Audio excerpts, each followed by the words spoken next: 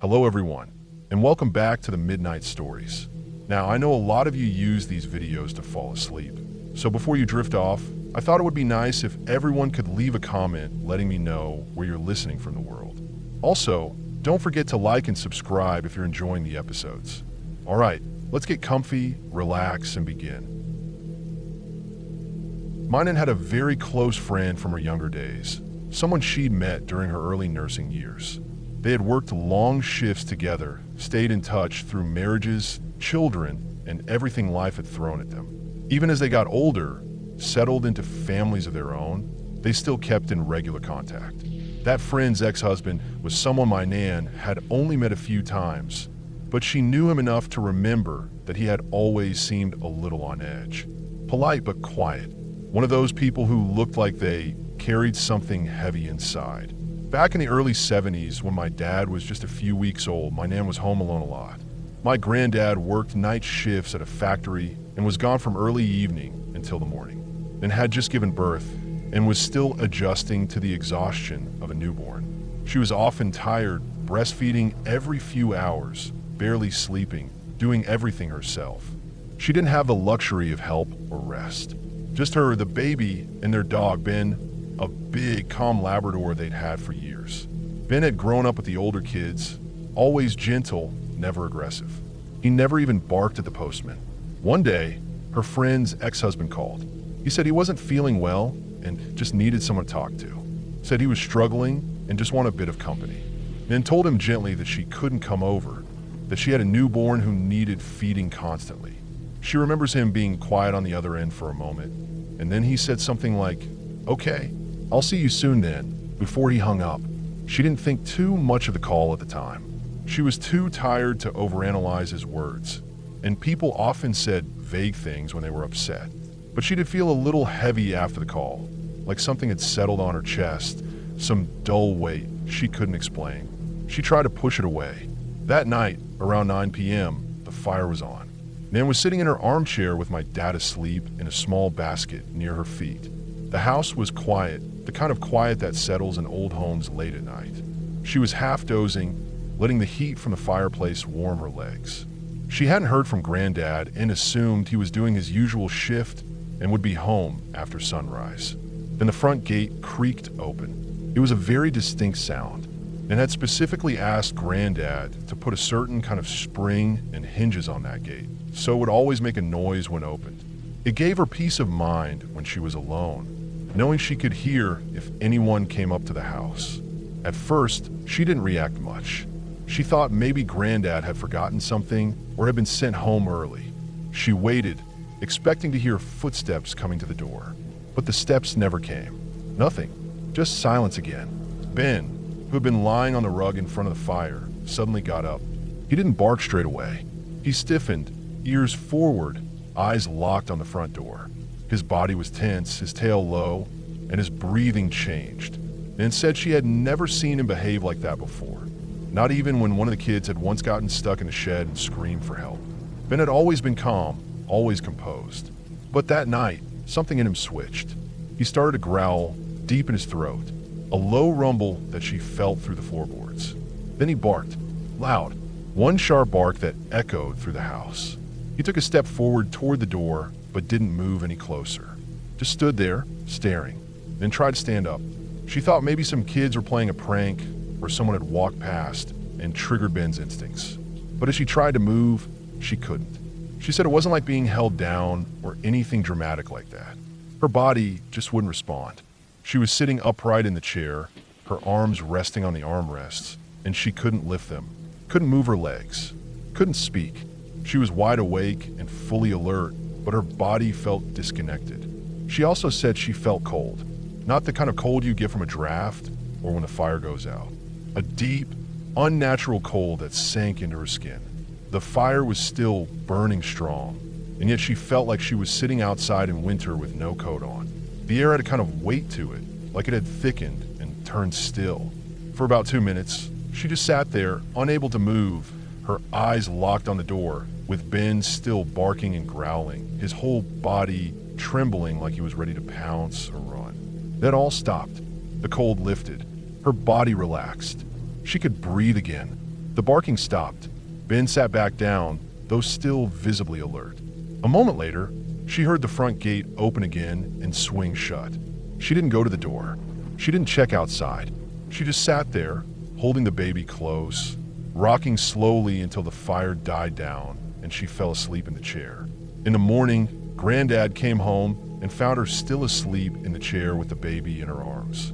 She told him everything about the gate, the barking, how she couldn't move, how cold it had gotten, how strange the air had felt. He listened quietly and then sat down heavily in the chair across from her. He didn't speak right away. Then he told her something that made her skin go cold again. Her friend's ex-husband, the man who had called the night before, had died. He'd taken his own life at about 8:50 p.m., not long after their phone call. He'd been found in his flat by a neighbor a little later that night. The police had estimated the time of death by the condition of the body and the time the neighbor reported hearing a loud thud through the wall.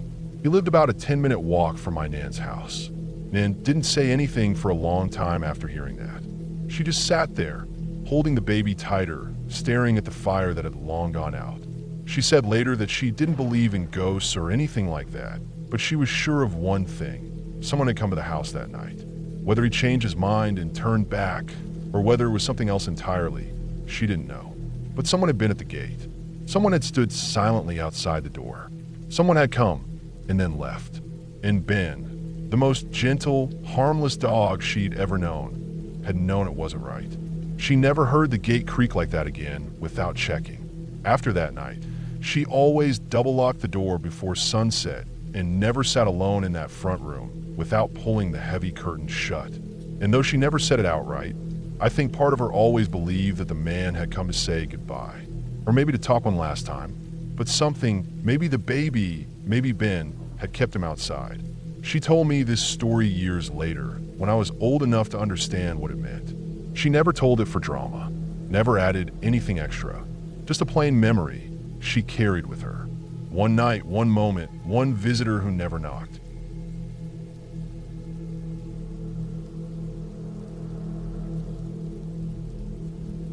I booked the Airbnb without thinking too much.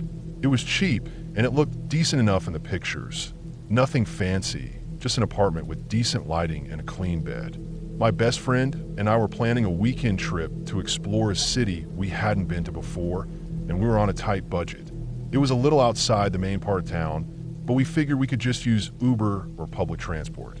At the time, I thought I'd score a great deal. It's still hard to explain the feeling I got when we actually arrived, like my gut was trying to tell me something, but I ignored it. The building wasn't horrible, just run down. Nothing really broken, but it looked tired. The paint was dull, the floors in the hallway creaked with every step, and the lighting was dim and slightly flickering. There was a weird smell too, like dust mixed with stale food, but I chalked that up to old pipes or maybe someone nearby cooking something strong. We buzzed the apartment number, and a man answered almost immediately. He opened the front door before we even had time to check the number again. He looked to be in his early 30s, unshaven, wearing a gray t-shirt with sweat marks around the collar and armpits, and old, baggy jeans.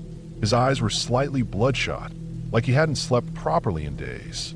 He gave us a small nod, said a brief hello, and motioned for us to follow him. We went up a narrow flight of stairs. He didn't say much at first, just that the place was right up here, and you'll love it, real cozy. The apartment itself was small and quiet. The walls were bare except for a single canvas painting that looked like it had been bought from clearance bin. There was a strong smell inside that I couldn't quite place, something sour mixed with cleaning products. It didn't feel welcoming. It didn't feel like a space meant for guests. More than anything, it felt lived in, too lived in. The air was heavy and weirdly warm, like no one had opened a window in days. He showed us the bathroom first, then the tiny kitchen with mismatched mugs and a stack of used pans on the counter. Then he pointed to a bedroom and said, "That's yours." It was small but clean enough, 2 twin beds pushed to opposite walls, and a single window with no blinds, just a thin curtain that didn't cover much. As we stepped into the room to put our bags down, I heard the door close behind us. I assumed he'd left. I turned around and saw him still standing in the hallway, watching us. Then, without saying anything, He walked into the apartment, took his shoes off, and shut the front door behind him. He didn't leave. Instead, he leaned against the front door like it was natural, like this was still a space and we were just visiting. He crossed his arms and started talking.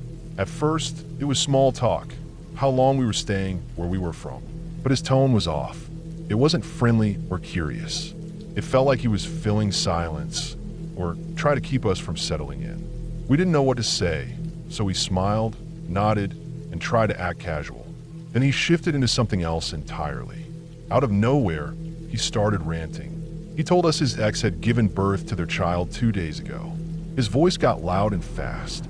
He said her family hated him and that they were trying to keep the baby from him. He said the mother's brother had threatened him and that if he showed up to the hospital, they'd call the police. He repeated the same things over and over again, as if trying to convince himself that he was right and everyone else was against him. We didn't know what to do. I sat on the edge of the bed, frozen. My best friend stood beside the closet, pretending to scroll through her phone, but I could tell she wasn't reading anything. We both kept making brief eye contact, silently panicking. Every time we thought he might wrap it up and leave, he'd circle back and start to rant again, his arms waving around, his voice rising. He talked for nearly 20 minutes straight.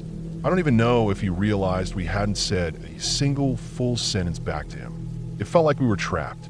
He was standing in front of the only door, barefoot, agitated and rambling. I kept thinking, if something goes wrong here, no one will hear us.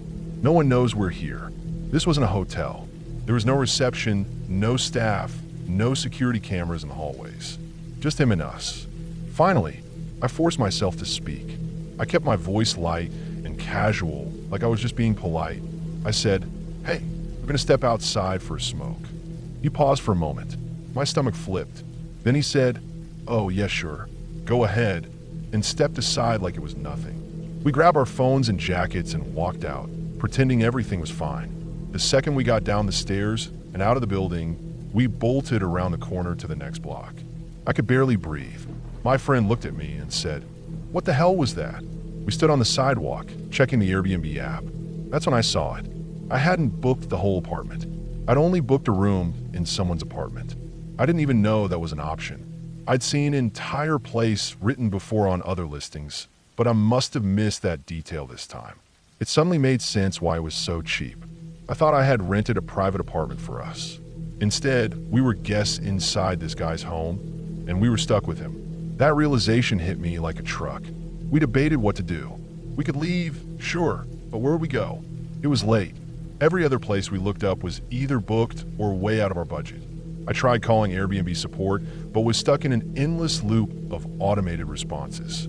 My hand was shaking so badly, I could barely type. We ended up walking around for over an hour, trying to find a cheap hotel or even a hostel with a room available. Nothing. We were exhausted, and the sun was starting to go down. I felt sick at the thought of going back, but we didn't have much of a choice. So we came up with a plan. We went back, keeping our voices casual and pretending everything was normal.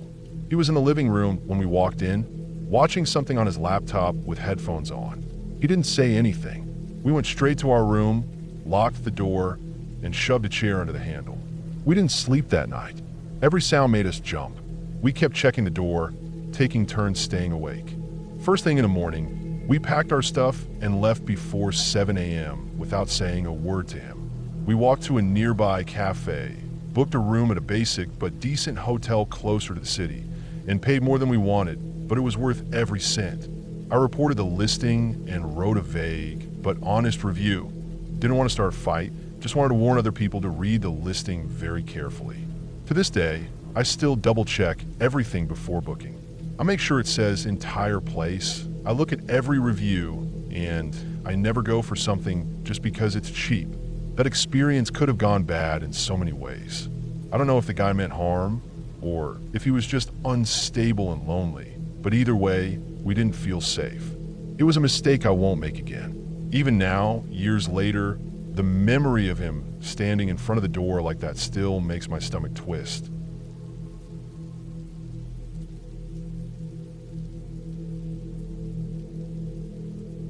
A week ago, a close friend of ours had a family emergency and had to fly to London. Before leaving, he offered us a choice: look after his Airbnb in the Andamans or the one in Delhi. Since we were already living in Delhi, it felt like an easy decision. The idea of a week-long staycation in a big, beautiful Airbnb in central Delhi sounded like a dream. He even said we could treat it like a holiday home and just relax. We wouldn't have to pay anything. He just needed someone to be there, check in every day, and make sure everything was in order. We packed our bags and arrived the next morning, dragging our small suitcases into the long driveway shaded by neem trees. The house was stunning, an old colonial-style bungalow tucked away behind a tall gate and hedges. It didn't feel like Delhi at all. Whitewashed walls, big French windows, high ceilings, faded but elegant tile flooring, and little antique touches everywhere. The kind of place you'd see in an old movie. There was a quiet stillness to it, but not in a creepy way, more like it had been waiting for someone to fill it again. He had arranged for a local cook and a gardener to come by daily, and had left instructions written out neatly on the kitchen counter. The Wi-Fi password, emergency contacts, how to work the geysers and the inverter, and the number for the house help. Everything was thoughtfully prepared. He even left us a bottle of wine and a note saying, "Hope you two have a peaceful time." That first evening, we cooked together in the kitchen, played music on the little Bluetooth speaker he'd left, lit candles in the hallway, and had dinner in the courtyard under the stars. It was perfect. Later, we curled up in the main bedroom. Big old bed, soft linen sheets, ceiling fan slowly circling above. I fell asleep with my head on his chest, listening to the night sounds of a city far away. But sometime deep in the night, I woke up suddenly. Not to any sound, but just this feeling, like something was in the room, standing very still, watching. I looked around. Nothing. Just the faint outline of the almirah, the window curtains moving a little from the fan, and my boyfriend sleeping beside me. I stared at the ceiling for a while, and then tried to sleep again. I didn't mention it to him the next morning. Thought maybe it was just my mind playing tricks in a new house. But something about the house kept bothering me in a way I couldn't name. It didn't feel haunted. That wasn't it. It just felt hollow, like the house had been emptied out a long time ago and never really filled back in. It was weirdly quiet, not peaceful quiet, more like the kind of silence you feel in old hospitals or abandoned schools. The corners of the rooms felt too dark, even in daylight. The walls seemed thick with some kind of memory. Despite it being 40 degrees Celsius outside, inside the house it was cold. Not cool like an air-conditioned place. Cold in a dry, biting way. Our skin stayed clammy and cold no matter how many blankets we used. The mirrors fogged up even without hot water. I started keeping a shawl around my shoulders all the time. My boyfriend said his knees and elbows were aching like he had fever, even though he didn't. He kept saying the house was sucking the warmth out of us. By day 3, I was sleeping less. I'd wake up in the night and just sit in bed, listening to the house creak softly. That morning, around 11 a.m., the doorbell rang. It made both of us jump. We weren't expecting anyone. Outside were 4 people, a group in their 20s. They had backpacks and looked confused. One of them, a girl, said they had booked the place for the next 4 nights through some travel site I'd never heard of. I told them we were staying here, looking after the property for a friend. They looked equally puzzled. Then one of them pulled out a printed receipt. It looked official. There was a photo of the house, their names, even payment details. We checked our friend's Airbnb dashboard. Nothing. No bookings at all. I tried calling him. No answer. I checked the app's calendar. It showed block dates for this whole week. There was no overlap, but the group had booked something and they had paid. We didn't know what to do.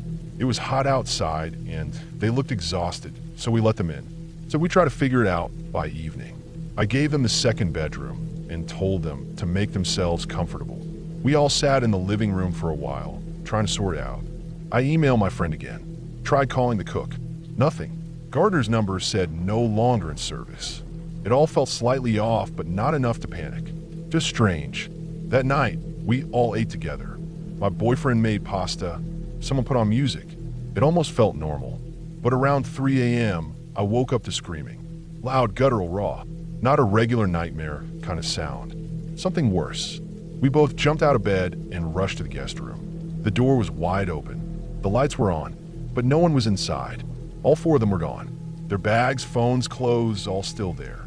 Even their shoes were by the door. It was like they'd vanished into thin air in the middle of the night.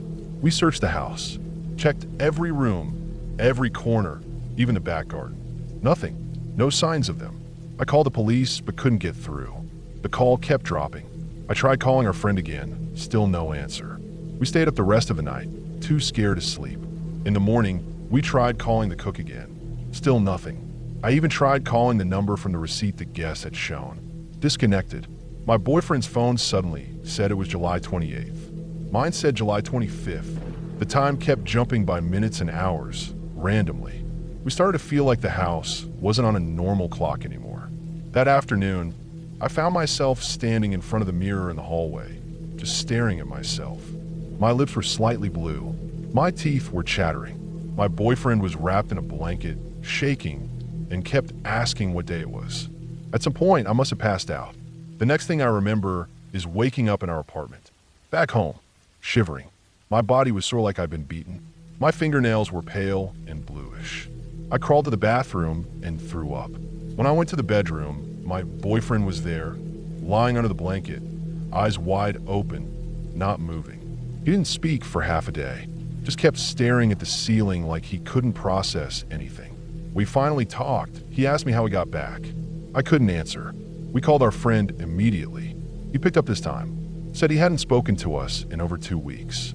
He was still in London and hadn't contacted anyone about house sitting. He said the Delhi Airbnb was demolished 5 years ago. A fire had broken out during a New Year's party, and everyone staying there had died. The house was declared unsafe and pulled down. There was no property there anymore, just a pile of rubble. We checked. He was right. The listing didn't exist anymore. The GPS location took us to an empty lot behind a wall. No house, no gate, nothing. It was like we'd never been there. But here's the part one still can't explain. We still get emails from that unknown website. Every few days, it'd send a reminder. Please rate your stay. Sometimes, the emails say things like, other guests are waiting, or we hope to host you again. Late at night, especially around 3 a.m., we hear faint footsteps outside our apartment door. A few times, we've heard voices whispering. Not clear, just murmurs. But once clearly, I heard it say, stay. We moved apartments last month. Changed SIM cards. Changed internet providers. Got new email accounts. Still, the reminders come. We don't talk about the house anymore. Whatever happened there, we can't understand it. But every time the air in the room gets cold for no reason, or I wake up feeling watched, I wonder if we ever really left.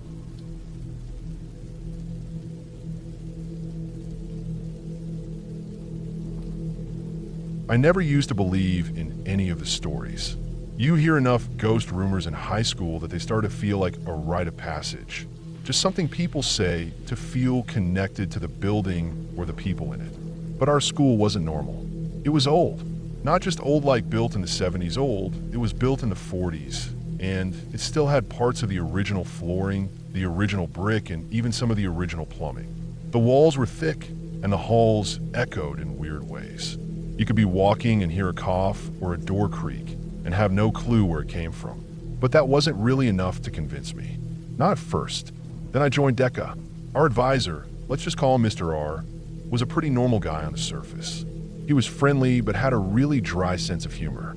Smart, practical, didn't really strike you as someone who believed in ghosts or any of that stuff. But every year, he took the club members on what he called a ghost hunt. I figure it was more about team bonding or just something fun to do after a long week of competitions. I didn't think it was real. Even when people told stories, I smiled and nodded. I thought they were exaggerating. That changed last fall. We got back from a regional DECA trip one Friday night. It was already late, around 9:45 or so, when we pulled into the school parking lot. Most of the building was dark, just the front office lights and a few security floodlights still on. Everyone was tired, but Mr. R was grinning when he got off the bus. He said, "Anyone want to go check out the auditorium?" I laughed, but 5 or 6 of us said yes. I thought it would just be fun, nothing more. We walked in through the side entrance. The school was cold at night. You could feel how empty it was. All the laughter and chaos from daytime was gone. The hallways felt too wide. Our footsteps echoed like we were walking through a tunnel. The doors creaked in a way they didn't during the day. The ceiling lights flickered like they were trying to decide whether to stay on or not. We got to the auditorium through the back door that leads near the dressing rooms. Mr. unlocked it with a key he had on his personal keyring. No one else was in the school. It was locked up. The janitors had gone home. The lights in the auditorium were off, but some emergency lights gave it this soft reddish glow that made everything look grainy and strange. We walked down the aisle toward the stage. I remember hearing the sound of someone's backpack zipper, and it made me jump. It was just that quiet in there. The first thing that happened was the spears. There's this big plastic barrel backstage where all the props get stored. It's packed with fake weapons from school plays, swords, shields, spears, that sort of thing. While we were just kind of milling around, talking, something crashed backstage. Loud, like a dozen metal poles hitting the ground all at once. Everyone froze. We rushed over, and sure enough, the entire barrel of spears was on the ground, scattered everywhere. The weird part wasn't just that they fell, it was the way they fell. The barrel had been against the wall. There was nothing around it. No people, no strings, no sloped floors. But the spears weren't just on the ground next to it. They were spread in all directions, like something had knocked it over hard. We turned on a flashlight from someone's phone and checked the trapdoor under the stage. It was still padlocked shut from the outside. You could tell no one had opened it in weeks. Dust and cobwebs were still on it. There was no way anyone was under there. But we all heard it. Mr. looked at the spears, didn't say anything, just told us to keep close together. Another night, maybe a month later, a few of us went back. This time it was just me, Mr. R, and two others. The building was dead quiet again. We went in through the same door and walked straight to the auditorium. Everything looked normal, but when we got to the middle of the stage, we heard something fall again, this metallic clatter from the far right wing. We went to check and found an old metal bucket on the ground. It wasn't just tipped over, it had landed maybe 8 feet away from the shelf it had been sitting on. That shelf was high up. We had to stand on a chair to put it back up there. The bucket wasn't light either.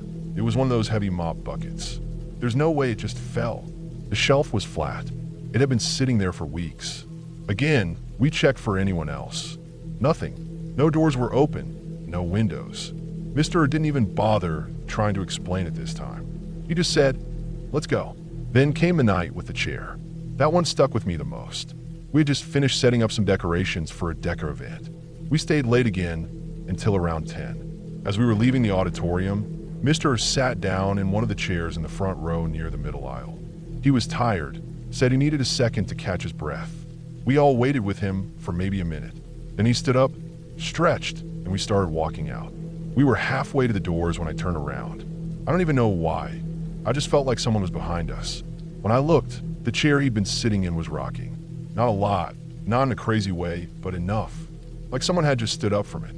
It didn't make any sense. He'd been up for at least 30 seconds. Nobody else had touched the chair. The floor was carpeted. There was no draft, and yet it was moving. I didn't say anything at first. I just watched it until it stopped. Then I nudged the others. They saw it too. We all stood there staring. No one spoke. No one made a joke. It wasn't ghosts. I still don't think it's ghosts. I don't believe in that. But something's wrong with that school. It's not just old pipes or wind through the vents. It's not just stories passed down from upperclassmen. I've seen too much now. I've heard too many things. And it's not just me. Teachers don't stay late unless they have to. Janitors clean in pairs. Security guards don't even patrol the whole building, just the main hallways and offices. Mr. says the auditorium is the worst, but I've heard from others that the basement is just as bad. One science teacher said she was working late and heard what sounded like someone pacing in the hall outside her classroom. She opened the door, and the hallway was empty. Another said the janitor closet slammed shut when no one was near it. Brick room, no hiding spaces. No reason for that door to even move. What makes it worse is that there's no big story behind it. No kid who died in the pool. No tragic fire. No record of anything awful ever happening there. It's just a regular school, with too many moments that don't make sense. I still walk those halls every day. I still go to class. I still laugh and talk and hang out like it's nothing. But sometimes when the bell rings, or when I'm alone for a second between classes, I feel like someone's behind me. Not watching, just there. And the nights we go ghost hunting, I don't even joke about it anymore. I still go, but I don't laugh. I keep my hands out of my pockets and I stay alert. I listen for the small noises, the kind you don't notice unless you're really paying attention.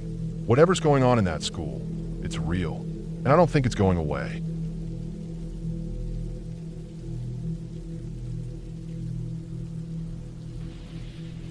I took a solo road trip with my dog last year, just to get out of town and get a break from people. I planned the whole thing out carefully, mapped the route, found pet-friendly areas, and tried to pick places that felt peaceful. One of them was this little cabin in Colorado, tucked into the side of a wooded hill, just a little ways off a narrow road. The pictures online made it look perfect. Wood panel walls, a cozy loft bedroom, a stone fireplace, even a little porch with rocking chairs. It looked peaceful, quiet, warm. Exactly what I needed. I pulled up late in the afternoon. The sun was just starting to dip low enough that shadows were stretching out across the trees. The driveway was a long gravel path that cracked and crunched under the tires of my truck. There wasn't another house in sight, and all I could hear when I got out was the wind through the pines and the ticking sound of my truck cooling off. It should have felt calming, but something about the place made the back of my neck tighten. I don't even know why. It wasn't anything obvious, just off. I let my dog out first. He's a German Shepherd mix, super loyal, usually all over me. But when I unclipped his leash, he stepped out of the truck, stood perfectly still, and stared at the upstairs window of the cabin. The top left window, just fixed on it, completely still. He didn't bark or growl, just stared. It took me calling him a couple times before he finally moved, and even then he kept glancing up at that window while I unpacked. Inside, the cabin was decorated like someone's grandmother had poured her heart into it. Quilts on the back of the couch, floral curtains, little bear figurines on the shelves. Smelled like cinnamon and old wood. The first floor felt warm and clean. The living room opened into a small kitchen with a little table and two mismatched chairs. A spiral staircase led up to the loft bedroom, which overlooked the living space. I was tired and hungry, but I figured I'd settle the dog in and get dinner after. The upstairs bedroom was nice looking, but as soon as I stepped up, it felt colder. Not in temperature, more like an atmosphere. The air was still and heavy, and the light from the windows didn't seem to reach the corners the way it should. The bed was made with a thick old quilt, and there was a little side table with a reading lamp. That was it. No clutter, no mess. Still, I felt watched the second I stepped up there. My dog refused to come up at first. He stopped at the base of the stairs and looked up at me like I was asking him to walk into a trap. Eventually, I coaxed him up, but he stuck close to the stairs and didn't explore.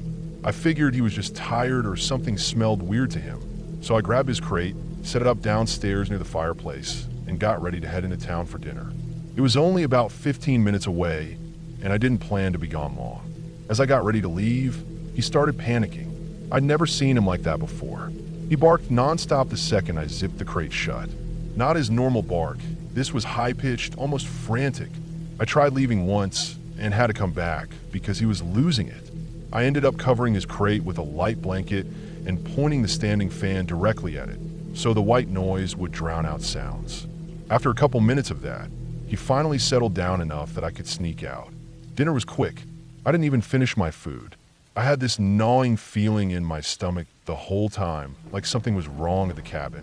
I don't know how else to describe it except a sick feeling. I hurried back, and as soon as I opened the front door, the dog was still and quiet in his crate. But the minute he saw me, he let out a low whine. I let him out, and he followed me around the cabin, right at my heels. We went upstairs to sleep. I left the bedroom light on while I got ready, and he just walked into the room, curled into a ball near the far wall, and wouldn't move. Not even when I called him. I sat on the bed and waited for him to come lie next to me like he always did, but he stayed curled in that tiny spot, watching the far side of the room. I turned off the light, lay back, and tried to sleep. I couldn't. The second I shut my eyes, I felt something, not heard, felt, like breath on my face. That sensation you get when someone's standing too close in the dark and you know they're there even if you can't see them. My arms were covered in goosebumps. My skin was crawling. I opened my eyes, but nothing was there. Just darkness.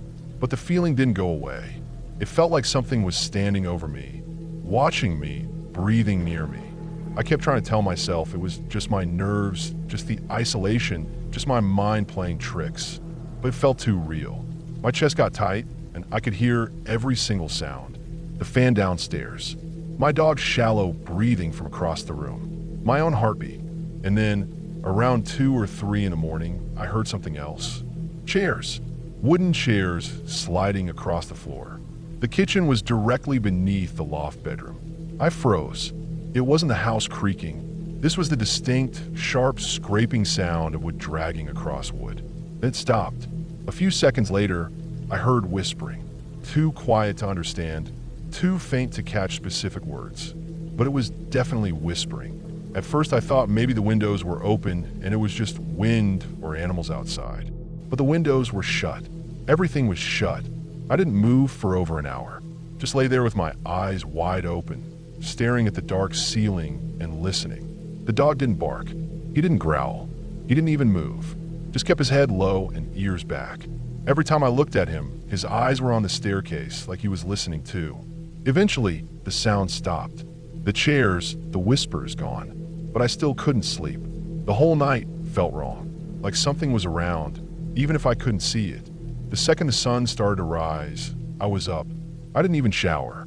Just threw everything into my bags, stuffed them into the truck, and got the dog inside. I left the key on the counter and didn't look back at the house once. I remember getting in the truck and sitting there for a second, trying to convince myself I was being ridiculous, that nothing actually happened, that I was just tired and anxious and jumped at shadows. But the fear I felt wasn't imaginary. It stayed with me the entire drive out of there. I'd originally planned to stay 2 nights at that cabin, but I couldn't do it. I pulled over at a rest stop an hour later and booked another Airbnb in Wyoming, several hours north. It wasn't even a cabin, just a cheap little apartment above a garage, but it felt normal. I slept that night without any problems.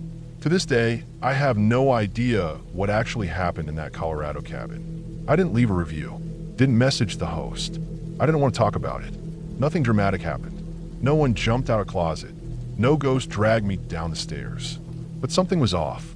Something that made my dog lose it. Something that made the air feel thick. Something that made furniture move and whispers fill the silence.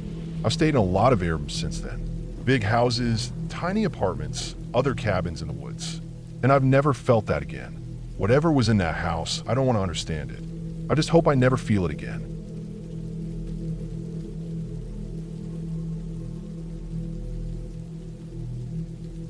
We were on a class trip, one of those outdoor education things schools do to build teamwork or whatever. It was a 3-day stay in this weird little place that wasn't exactly a hotel, not a proper campsite either. Just a cluster of small cabins set around this big grassy clearing, with trees circling the whole place. No streetlights, no real buildings nearby, just cabins, a fire pit, and a tiny shack they called the main office. I don't even think it had Wi-Fi. The first day was normal. We unpacked, hung out, did some group activities. There were about 30 of us in total, spread out across 6 or 7 cabins. Each one had 4 bunks, a small bathroom, and a tiny balcony on the second floor, like a little porch. I was in cabin 3, with 3 of the girls I sort of knew, but wasn't especially close with. By the time it got dark, we were tired from all the hiking and orienteering. I remember taking a shower earlier than usual because I'd gotten dirt in my hair during one of the trail games. The water pressure was terrible and it was hard to rinse my hair, but I got it done. I had one of those long, white cotton nightgowns on. Not because I was trying to be fancy or old-fashioned, but because I'd forgotten to pack proper pajamas and my mom had just thrown that in my bag last minute. I didn't even think about how it looked. My hair was still dripping wet, and I remember just letting it hang because I couldn't be bothered to brush it out. At some point in the evening, maybe around 8 or 9, I started noticing how quiet it had gotten. The cabin next to us had a bunch of loud kids, always yelling or playing music on a portable speaker. Suddenly, silence. At first, I figured maybe there was a meeting or activity we'd missed, so I went to ask the girls in my cabin. One of them was already asleep, 2 were sitting around in their beds reading or writing something. None of them knew anything about a meeting. I stepped outside onto the path and looked around. The lights in most of the cabins were off. No sound, no movement. It was so quiet I could hear the insects and the wind through the trees. That's when I saw two other kids wandering around nearby, looking as confused as I felt. We started asking each other where everyone had gone, and we realized that we were all clueless. No announcement, no on the doors, nothing. There were 7 of us, I think. Just 7 kids left behind while the rest of our grade had apparently vanished. We figured maybe it was a prank. Like maybe someone told everyone to hide, or try to scare us. But there weren't that many hiding spots in a place like that. Not enough for 20-something kids to disappear all at once. We split up in pairs, tried to find a teacher or anyone who could explain what was happening. I went alone. It was cold and the grass was wet, and I remember wishing I'd at least put on socks. I walked around the edge of the clearing, past the cabins and the fire pit, but no one was there. I even checked the tiny office building, but the door was locked and the lights were off. The longer I walked, the more uneasy I started to feel. I decided to go back to my cabin and see if maybe the teachers had returned. When I got there, it was still empty. I stepped up to the second-floor balcony, mostly to get a better view of the area. From up there, I could see across the clearing, and I spotted the other kids moving around near the edge of the woods. They looked small from up there, like dark shapes against the grass. I don't know what made me do it, but I raised my arm and waved at them. I wasn't shouting or trying to get their attention in any big way. Just a lazy wave like, hey, I'm here. I stood in the yellow glow of the room behind me, waving quietly. Down below, the kids stopped moving. All of them just froze and stared up at me. At first, I thought they didn't recognize me because it was dark and I was far away. But they didn't say anything or wave back. They just stared. One of them actually took a few steps backward like I'd scared them. That's when I realized how I must have looked from their angle. A pale figure in a long white nightgown, standing completely still on a balcony with wet black hair hanging down, backlit by a warm light behind me, like some horror movie character just hovering silently over the clearing. They all ran. Not just walked quickly, they actually ran back toward the edge of the woods, yelling for someone. I was stunned. I didn't know if I should run after them or stay where I was. I went back inside the room, turned off the light, and sat on the edge of the bed with my heart pounding. Maybe 5 or 10 minutes passed before I heard people returning. This time, it was loud again, laughter, voices, footsteps crunching the grass. I looked out the window and saw groups of kids walking back into the clearing, carrying bags and drinks. Apparently, most of the grade had decided to go on a late-night run to a nearby convenience store. One of the teachers had driven them in 2 trips using the only van on the property. It had been organized earlier in the day, but word hadn't reached all the cabins. No one thought to check if a few kids had been left behind. No one told us. Just like that, we had gone from a full camp to a ghost town without a word. Later that night, one of the kids who'd seen me on the balcony told the others about the creepy girl he saw at cabin 3. His story made the rounds fast. How he looked up and saw this pale figure with wet hair and dead eyes just waving at them from above. By the next morning, it had turned into a full-blown legend. Some of the kids swore I hadn't waved. They said I didn't move at all. One girl said she saw me tilt my head at a weird angle. Another said my hair was covering most of my face, and I looked like I was floating. It kept growing, with every person adding something new. I tried to laugh it off, but people kept looking at me funny the next day. Some were scared, others were impressed. I'd somehow turned into the center of a creepy story. Not because I'd done anything strange, but just because I was in the wrong place at the wrong time, wearing the wrong thing, and standing under the wrong light. It followed me back to school, too. A few kids started calling me cabin girl, as a joke. Some asked me to do the wave again. Others avoided me for a week or 2. It wore off eventually, but for that brief moment, I was a horror story. What made it even weirder was realizing how quickly people could convince themselves of something that wasn't true. It showed me how thin the line is between real and imagined. How easily fear can build around something harmless when it's dark, unfamiliar, and no one knows what's going on. That night, no one got hurt. There was no ghost, no haunting, no tragic accident. Just a tired girl in a white gown standing on a balcony, waving at her friends. And yet somehow, it became the scariest thing they'd seen all trip.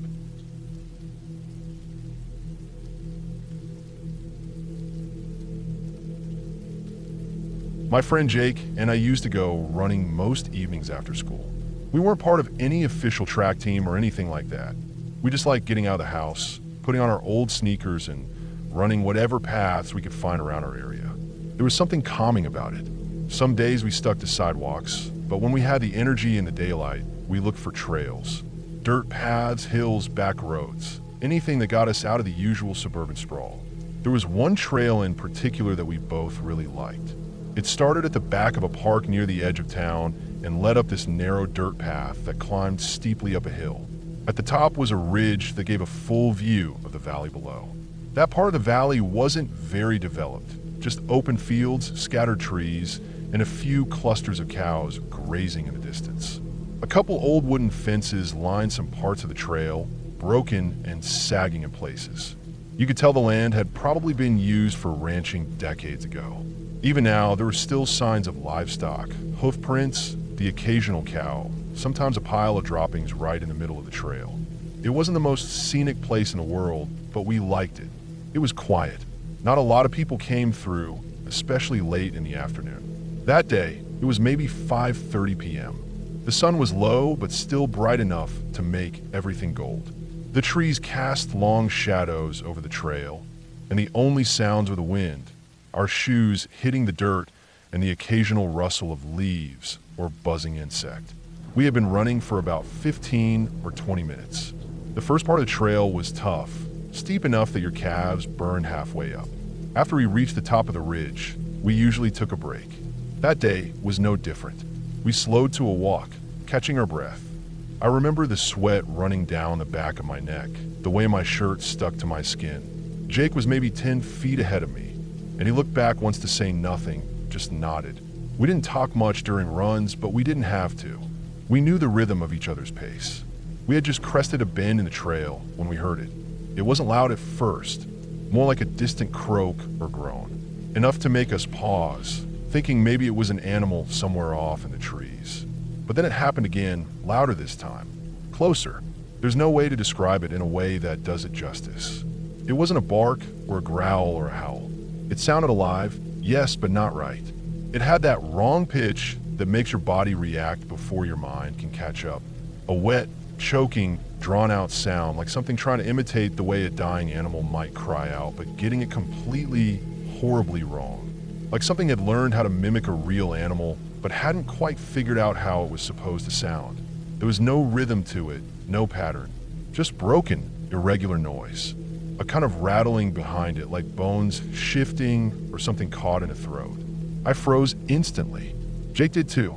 He was maybe 6 feet from me now, both of us completely still. We didn't say anything.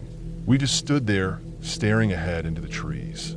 The sound had come from maybe 20, 30 feet to our right, behind a line of thin trees and brush just off the trail. Not thick woods, but just enough to block whatever it was from sight.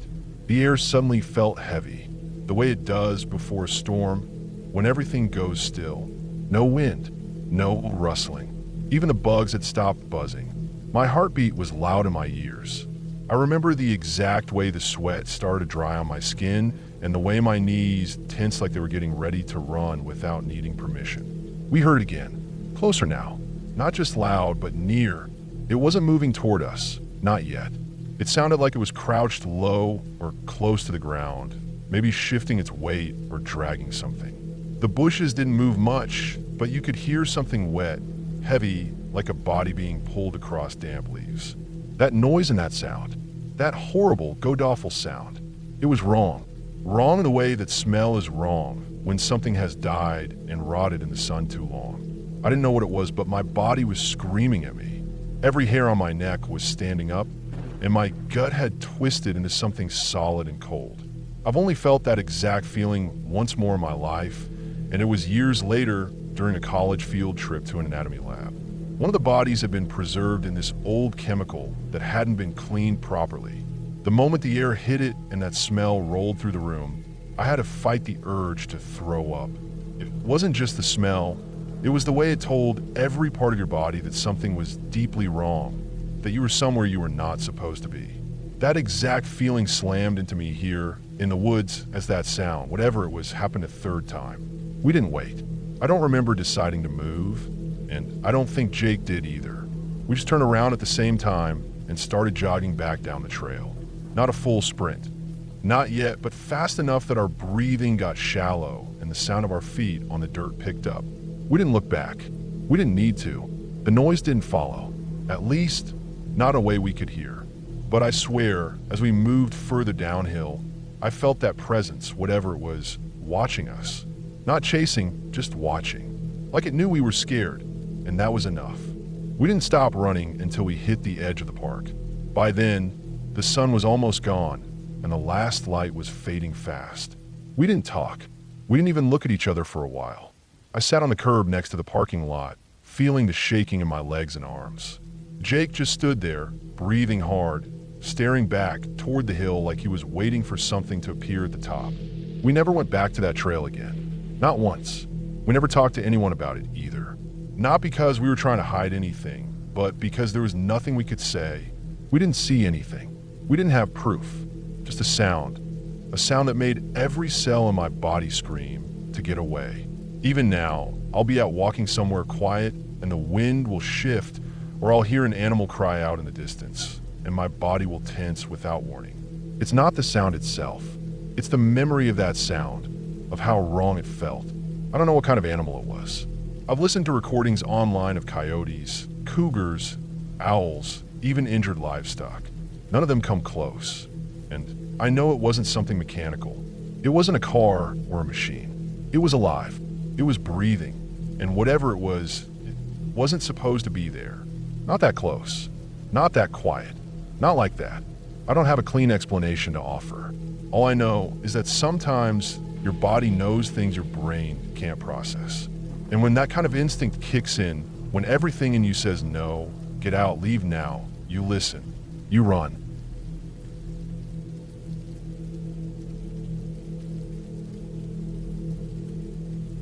Years ago, my family and I took a trip to Florida for a short vacation. There were 5 of us, me, my spouse, and our 3 teenagers. We had booked an Airbnb that looked decent in the photos. It was a split unit behind a main house, almost like a converted garage or guest house, and it was advertised as being private with its own entrance and key code. It was our second time using Airbnb, and we were trying to save some money compared to hotels. It was summer, humid and hot, and we were all tired from the drive when we arrived. When we pulled up, the first thing I noticed was how specific everything felt.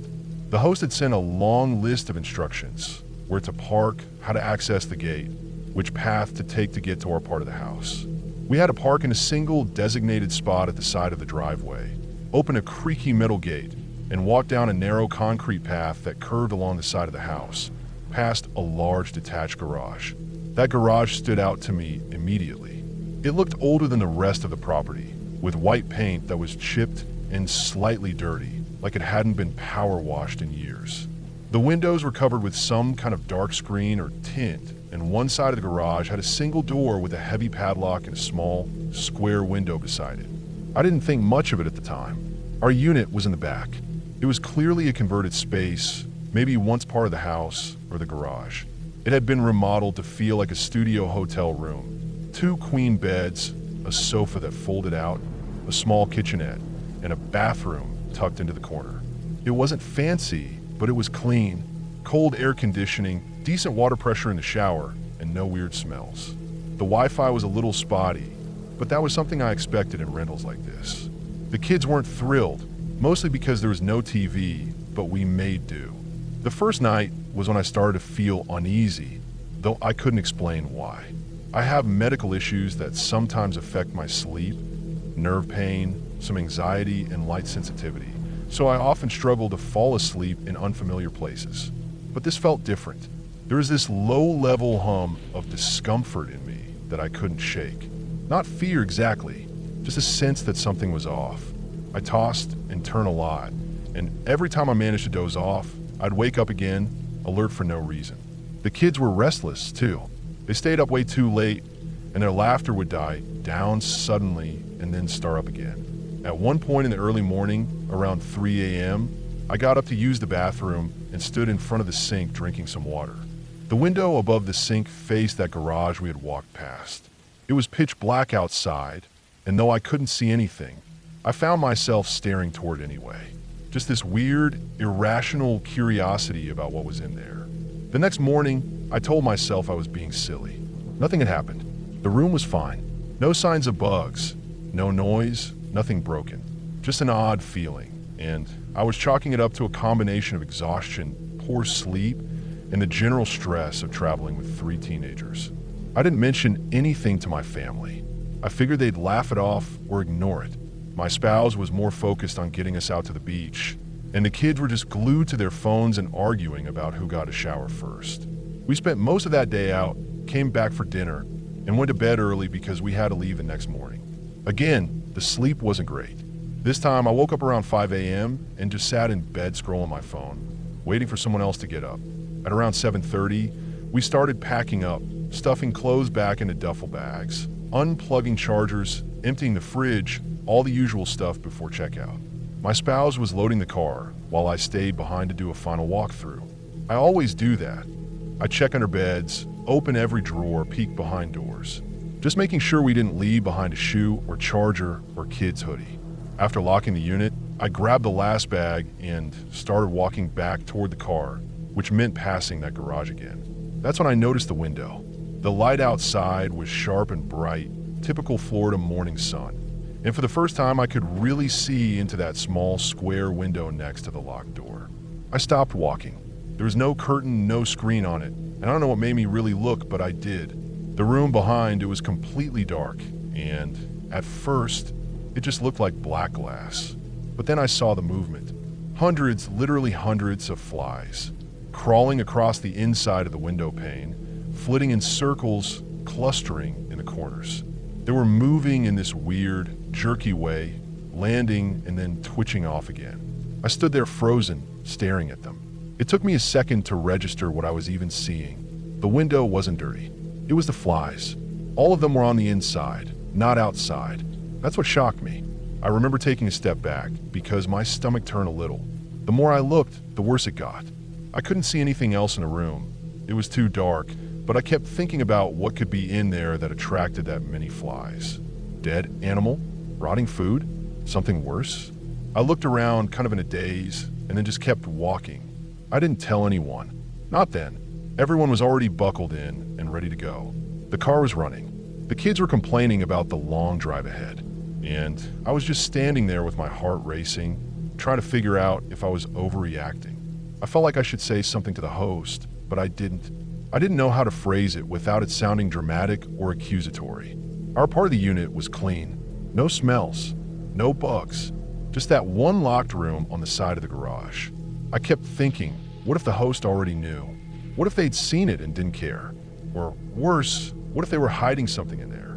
But I also didn't want to start something, especially not when I had no proof and nothing happened directly to us. It felt easier to just leave it alone. We drove away, and I tried to shake it off, but I couldn't. Even after we got home, it stayed in my mind. That window, that darkness, and all those flies. It felt like a warning sign, like one of those things you catch a glimpse of and ignore, even though deep down your gut is screaming that it means something. I don't know what was behind that locked door. I don't know what was in that garage. But the image of those flies is still stuck in my head to this day, and I think about it every time I book a rental now. Maybe I should have said something, reported it, asked the host what was going on, but I didn't. And now I'll never know what was on the other side of that window. All I know is that I was standing a few feet away from something deeply wrong, and I walked away from it because it wasn't technically my problem. I regret that now, not because anything happened to us, but because whatever was in there, whatever caused that infestation, it wasn't normal, and it wasn't right.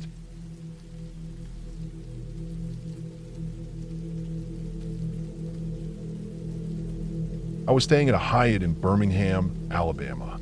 It wasn't a shady roadside motel or anything. It was a decent hotel in a decent part of town, the kind of place I'd stayed in 100 times before. I travel for work a lot, so motels and hotels, check-ins and key cards, that's all just routine for me. That particular week, I was booked there for 5 nights. Nothing weird about it. Lobby smelled like lemon cleaner. The staff were polite, the carpet had that stiff, over-cleaned hotel texture, and my room looked like every other Hyatt I'd ever stayed in. I got in on a Monday, checked in around 4 p.m., unpacked, turned on the AC, and made a few calls before heading out to grab dinner. I was in bed by 11. At around 2 a.m., I woke up to a sound that shot me straight up in bed. A man screamed. It wasn't some muffled yell down the hall. It sounded like it was either right outside my room or maybe even inside the room next door. It was loud, sharp, full of pain. Not frustration or anger, but the kind of scream you'd make if someone was stabbing you or if you were watching someone else die right in front of you. It only lasted maybe 4 seconds. 5 tops. Then silence. I sat there frozen, my heart pounding. The room felt ice cold even though the AC hadn't kicked on. I didn't know what to do. I kept staring at the door, half expecting someone to bang on it, or worse, try to open it.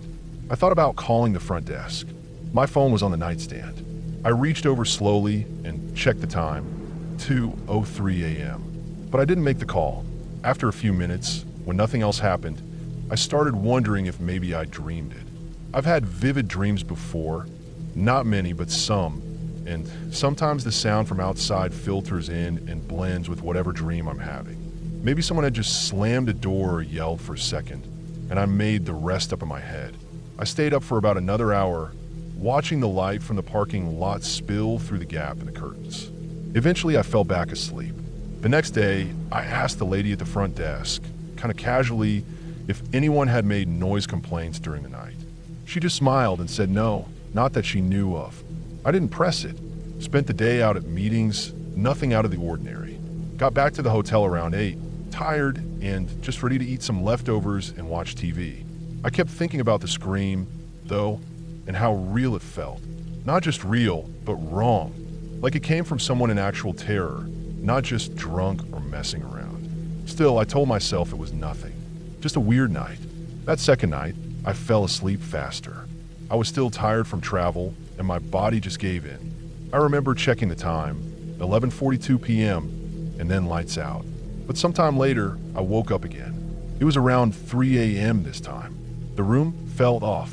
The kind of off where your brain tells you something is wrong before your eyes even open. My first thought was that someone was in the room. I didn't hear anything, no footsteps, no rustling, but I could feel it. I was on my side, facing the window, and I could feel someone behind me. I turned over slowly, and there he was.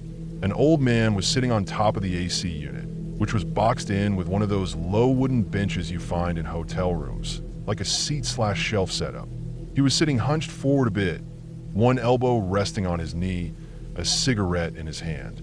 He was facing slightly away from me, looking across the room toward the dresser and TV. I remember freezing. Totally locked up. My mind was racing. Is this a dream? Is this real? How'd he get in? I couldn't breathe properly. I could see him clearly. He wasn't a shadow or some blur in the dark. The room was dim, sure, but enough light came through the curtains from the parking lot that I could see details. He was maybe in his 60s. Stocky, fat even, wearing a red checkered shirt with the sleeves rolled up. Blue coveralls. Top of his head was bald, but he had a ring of thin white hair around the sides and back. Thick gray mustache. Eyebrows a bit bushy. His hands looked rough, calloused, like he worked with them. He didn't move or say anything. I kept staring. 5 seconds passed, maybe more. Then he turned and looked at me. He didn't flinch, just slowly turned his head, eyes locking right onto mine. I sat up fast, heart in my throat, ready to jump out of bed and bolt through the door. But the room was empty. Gone. Just like that. There was no man. No cigarette. Nothing. The AC bench was clear, exactly as it had been when I arrived. The room smelled like it always did. Nothing burnt. No smoke, no sweat. I turned on every light in that room. I checked the bathroom, the closet, under the bed. I even opened the hallway door just to look. Nothing. I didn't sleep the rest of the night. I sat on the bed with the TV on low and the bathroom light on. My pulse was racing for a full hour after. But here's the thing, it didn't feel like a dream. I've had intense dreams before, and even when they seem real in the moment, they fade. This didn't fade. I can still describe him down to the way his pant leg bunched over his boot. I told myself it had to be sleep paralysis, even though I could move. I rolled over, I sat up, I turned on the light. That's not how sleep paralysis works, at least not in anything I've ever read. Still, I try to let it go. The rest of my stay passed without incident. No more screaming, no more visitors, but I couldn't shake the feeling that something was wrong with that room. It was subtle, not something you could explain or prove. Just the atmosphere, the energy. I don't talk like that. Usually, I'm not into ghosts or haunted crap, but something was off in there. On my last night, I noticed something weird.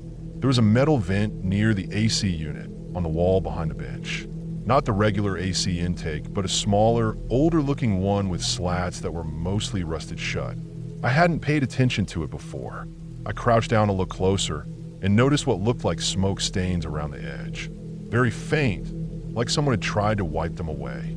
Inside the vent, there was darkness, and I thought I saw ash at the bottom. I told the front desk at checkout that there might be something burning in the wall. They said they'd look into it. I didn't push the issue.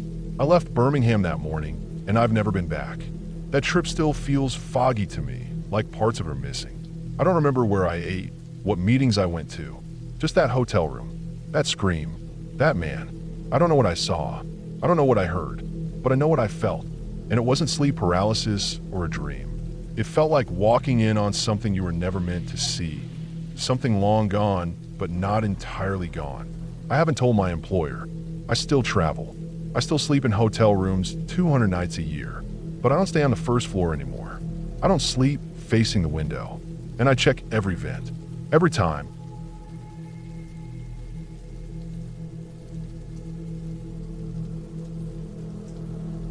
When I was around 12, give or take a year, our house was going through some renovation work. Mostly exterior stuff, new siding, new windows, that sort of thing. For a few weeks, there were ladders leaned against the walls, tools scattered around the yard, and scaffolding propped up around the upper floors.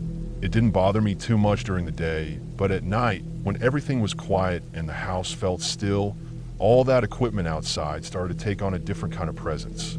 It made me feel like our house wasn't quite sealed off from the outside world anymore. Like it was open, vulnerable, easy to reach. My bedroom was upstairs on the second floor, and my bed was pushed up against the wall, right beneath the windows. The windows ran along the entire length of the bed, which meant that when I was lying down, my head was basically inches away from the glass. I always liked that setup, until one particular night. It was sometime after midnight. I was asleep, but then I stirred. I didn't bolt awake or anything, just sort of opened my eyes slowly because I thought I heard something. It wasn't a loud noise, more like the sound of something tapping. I stayed quiet, ears straining.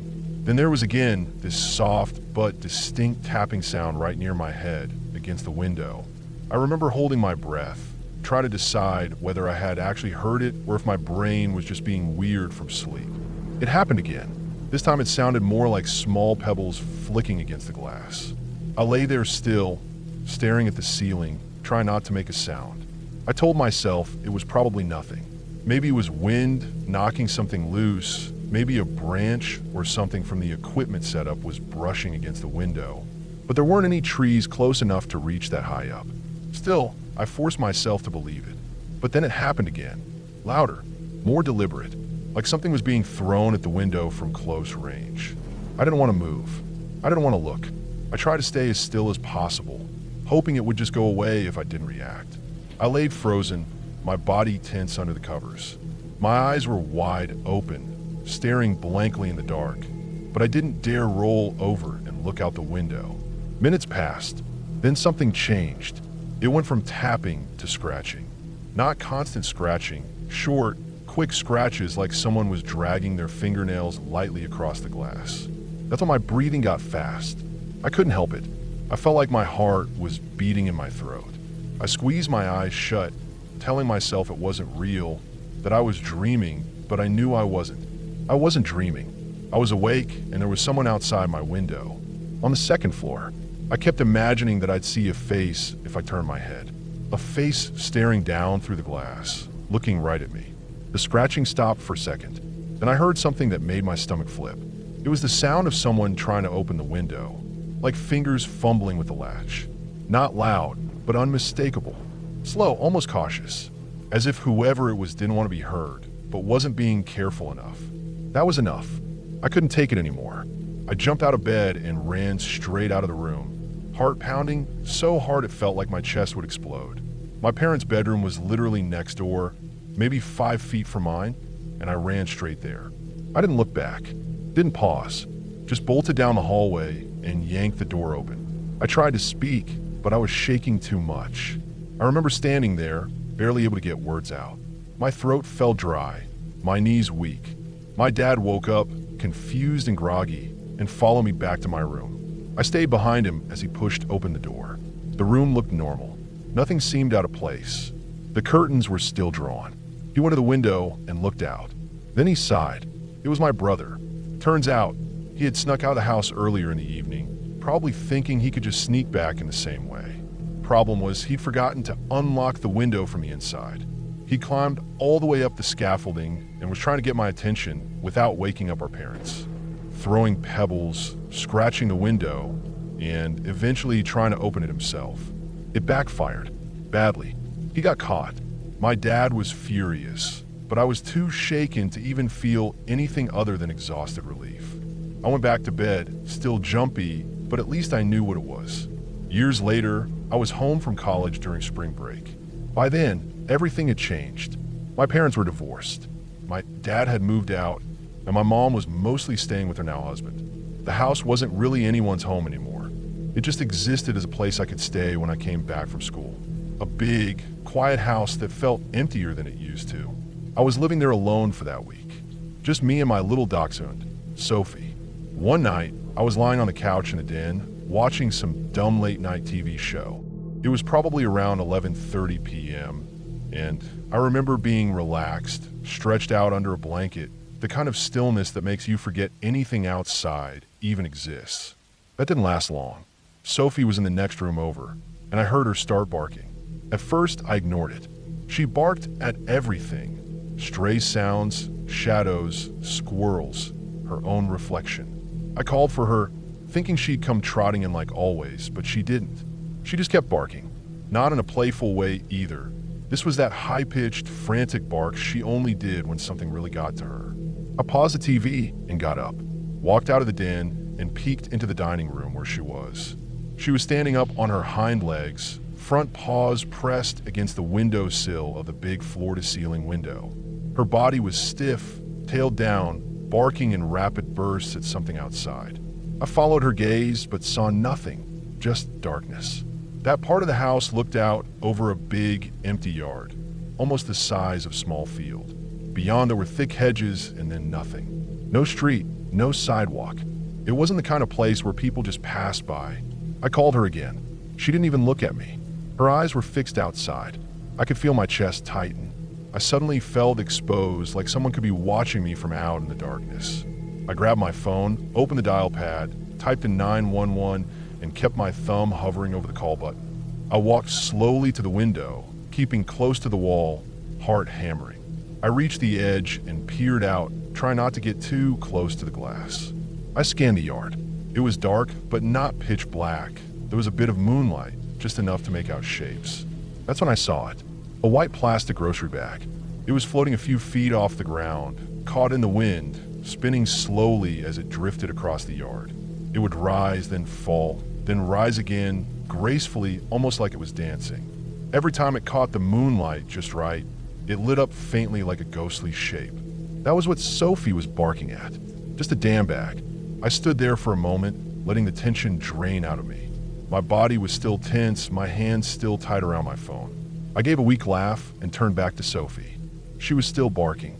I picked her up and carried her back to the den, where she finally settled down once she couldn't see it anymore. I sat back down, stared at the paused TV, and realized how on edge I really was. Living alone in that house. So many rooms, so many windows, so much silence. It all had a way of making everything feel bigger than it was. A shadow wasn't just a shadow. A sound wasn't just a sound. In a plastic bag, floating across a moonlit yard, might as well have been something out of Nightmare. Nothing happened after that. No one broke in. No face in the window. No mysterious figure in the yard. Just a bag and a barking dog. But I didn't sleep much that night. Not because I thought something would happen, but because I had felt for a few long minutes like something already had.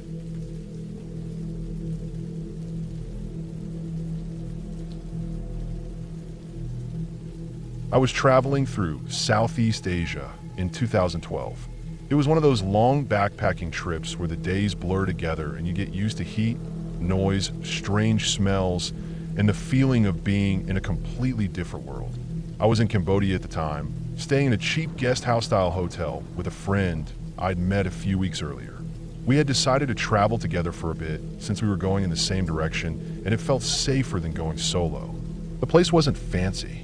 2 beds, a fan on the ceiling, faded paint on the walls, a bathroom with a shower that barely worked, and those windows with the thin curtains that didn't really do much. But it was cheap, and we weren't planning to stay long. That night had been uneventful.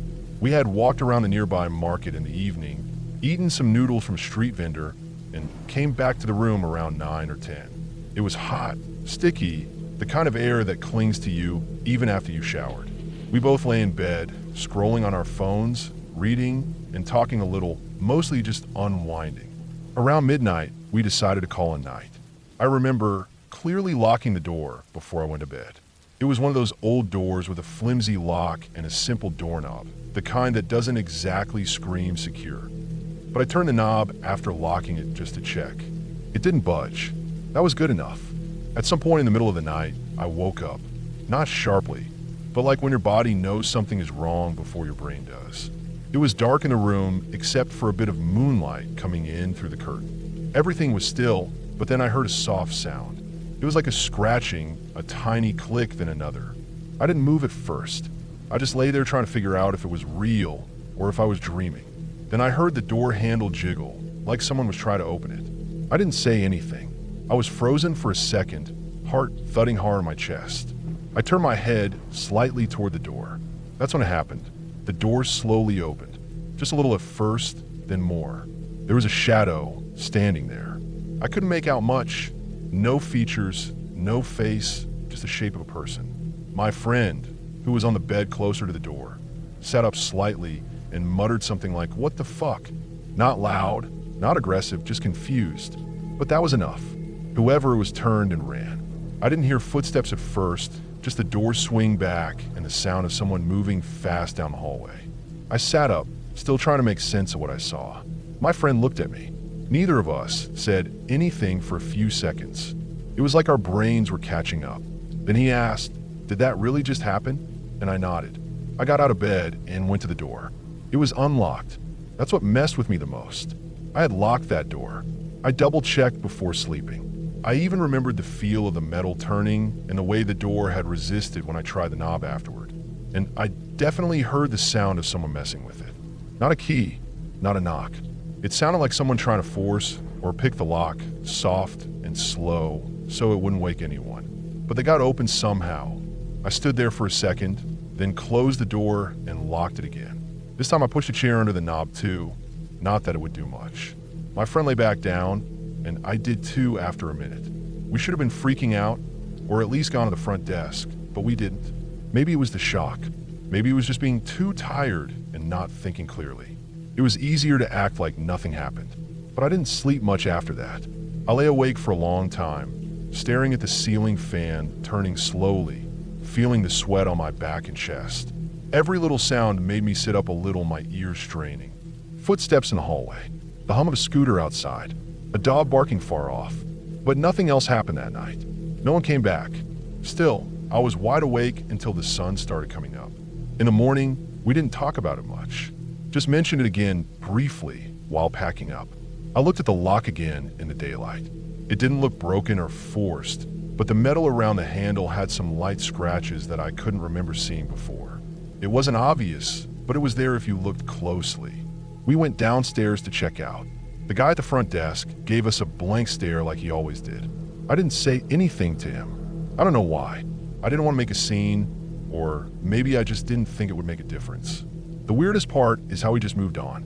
We took a bus to another city that afternoon and found another guest house, another place with a fan and a cheap bed and a door that barely locked. The whole trip went on like nothing happened, but that night stuck with me. I've thought about it a lot since then. What would have happened if we hadn't woken up? If my friend hadn't made a sound? Whoever that was, they got the door open while we were inside. That doesn't seem like someone just looking for an empty room to rob. They picked or forced the lock while we were sleeping. Quietly. They weren't drunk or stumbling around. They were deliberate. I didn't hear any loud movements, no fumbling, just slow, careful sounds. And they ran the moment they knew we were awake. That tells me they weren't looking for a confrontation. They weren't expecting us to notice. Which makes me wonder, what do they think they were walking into? What do they plan to do if we didn't wake up? It's one thing to break into a place when no one's there. It's another to enter a room knowing two people are sleeping inside. That takes nerve, or desperation, or something worse. I'll never know what the person wanted. Maybe it was just to steal something, maybe it wasn't. But the way they moved, the way they got in without a sound, and the way they left without a trace, it still gives me chills. Ever since then, I've never trusted those flimsy locks again. Even when a place looks quiet, even when everything feels normal, I always double-check the door, the windows, everything. I carry a rubber door stopper now when I travel, one of those wedges you can jam under the door. It's simple, but it might give me just a few more seconds if someone ever tries something again.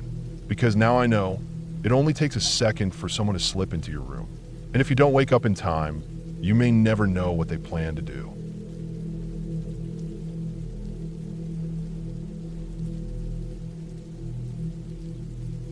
I rented a house for a weekend with my girlfriend just outside of Portland.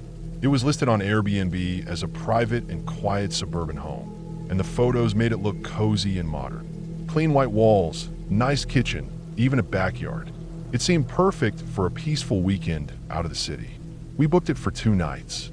When we got there, I noticed right away that it didn't feel like a rental property. The driveway had 2 oil stains like someone parked there regularly, and inside, it wasn't staged or minimal like most Arabs.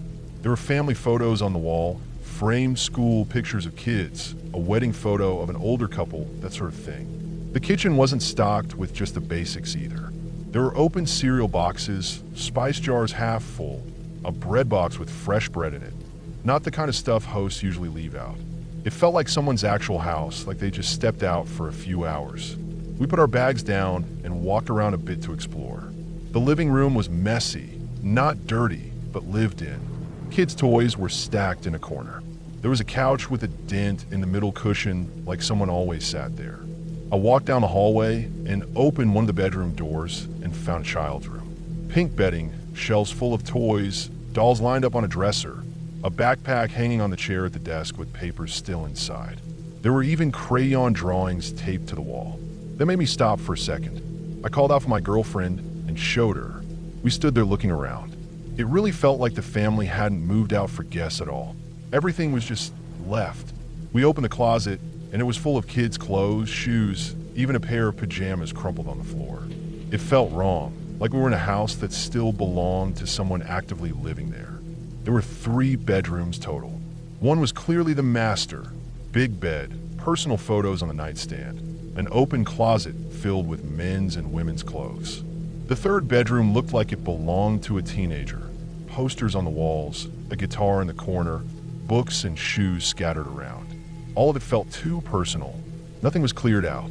We debated leaving, but it was already late in the evening and the sun was setting. We'd driven nearly 4 hours to get there, and I figured maybe the owners were just new to renting and didn't realize how weird it was to leave so much of their stuff behind. We made some dinner and tried to shake it off. Around 11 p.m., we went to bed. We stayed in a master bedroom because it had the cleanest sheets, or at least what looked like clean sheets. The house was quiet, the kind of quiet that makes you notice every little creak.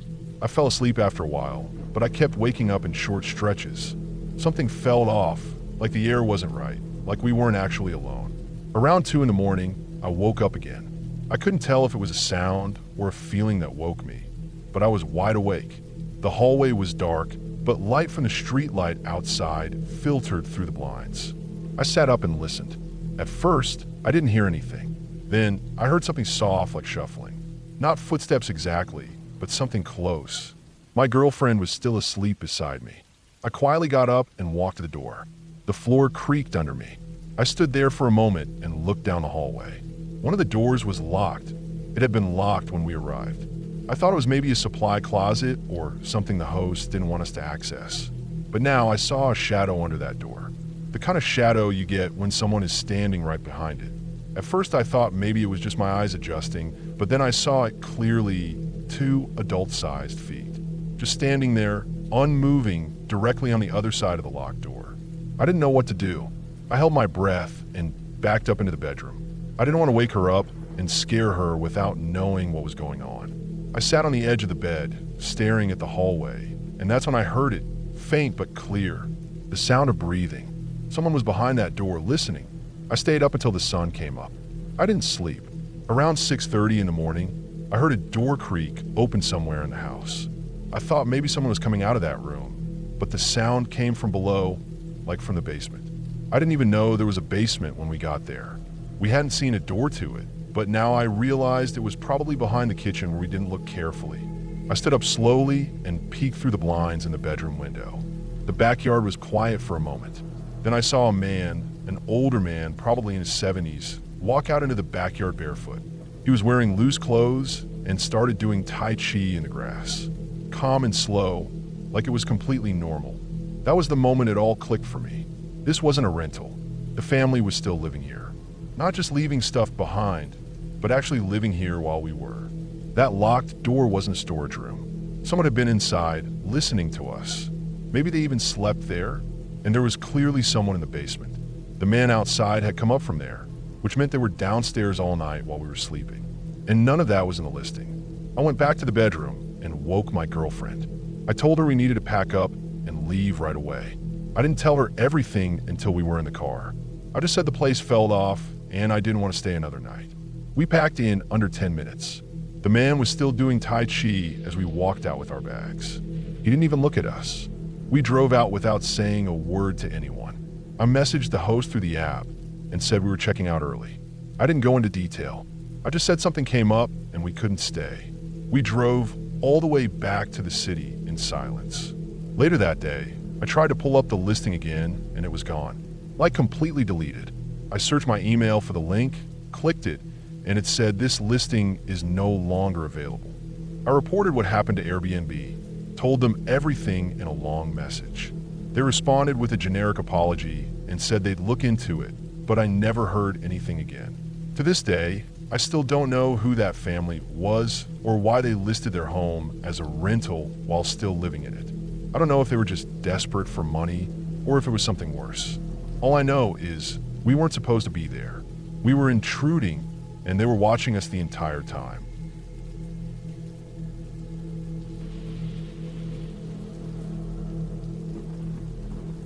I wasn't there when this happened, but I've heard the story more than once from my father, and even after all these years, the way he tells it quietly with that far-off look in his eyes makes my skin crawl. He's not the kind of man who exaggerates. He's a practical, grounded kind of guy. A doctor, actually. And this happened on one of his medical outreach trips to Tanzania about 15 years ago. He had gone there with a small group of volunteers to work in a rural village for a few weeks. They were helping out with basic health care, things like vaccinations, wound care, malaria testing, and general checkups. During the time they were working in the village, they stayed in local lodges or homes, sometimes even sleeping on mats under mosquito nets. But for a few nights in the middle of the trip, they were put up in a small hotel in a nearby town. It wasn't luxurious, just basic. Tile floors, 2 beds per room, small bathroom with a shower and toilet, simple wooden furniture. No air conditioning, but there were fans and barred windows you could open. The kind of place where the sheets are clean but thin and everything smells a bit musty no matter how many windows you leave open. My dad was rooming with another guy from the group. They weren't close friends or anything, just 2 volunteers paired together to share a room. Everything was normal the first night. They checked in, dropped off their things, and had a simple dinner with the rest of the team, mostly rice and vegetables, maybe some goat meat.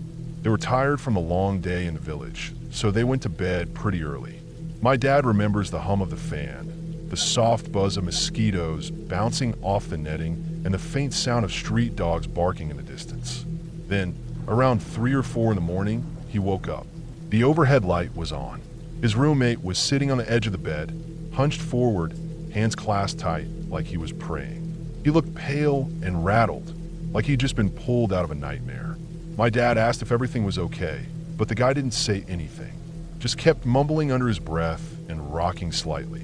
My dad figured maybe it was a nightmare or the meds.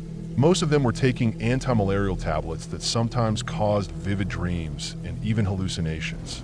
He didn't want to push it, so he turned over and tried to go back to sleep. The next day, the guy was quiet during breakfast, not really talking to anyone. My dad noticed, but again, didn't press him. They had a full schedule, and the day passed in a blur of patients, long walks in the sun, and the slow rhythm of treating people in makeshift clinics. That night, back at the hotel, they went to bed around 10. My dad was exhausted, the kind of tired where your whole body aches, and even your thoughts start to blur. But sometime deep into the night, probably around 2 or 3, he woke up again. He hadn't heard noise. There wasn't a scream or a thud or anything. Just this subtle shift in the air that pulled him out of sleep. He lay there for a second, trying to figure out what was wrong. Then he realized he had to pee.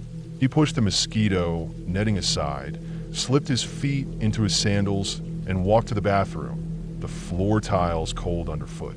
He stood there, half asleep, relieving himself, when this intense smell hit him. It was sudden and strong, like someone was standing right next to him. Body odor, unwashed skin, stale sweat. It was overwhelming. Not just a normal smell from someone who's had a long day, but sharp, almost sour.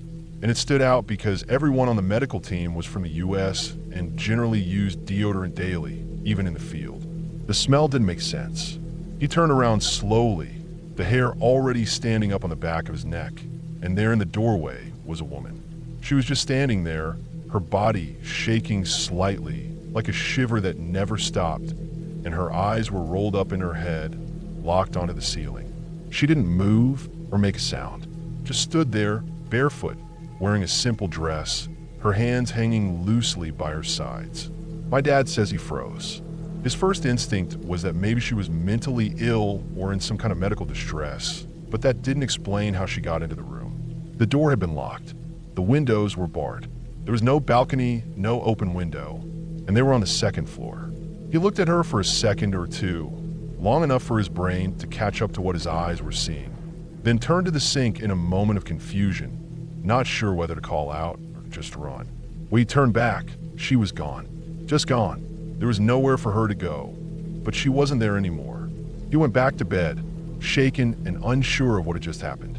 He didn't wake his roommate. He didn't want to sound crazy.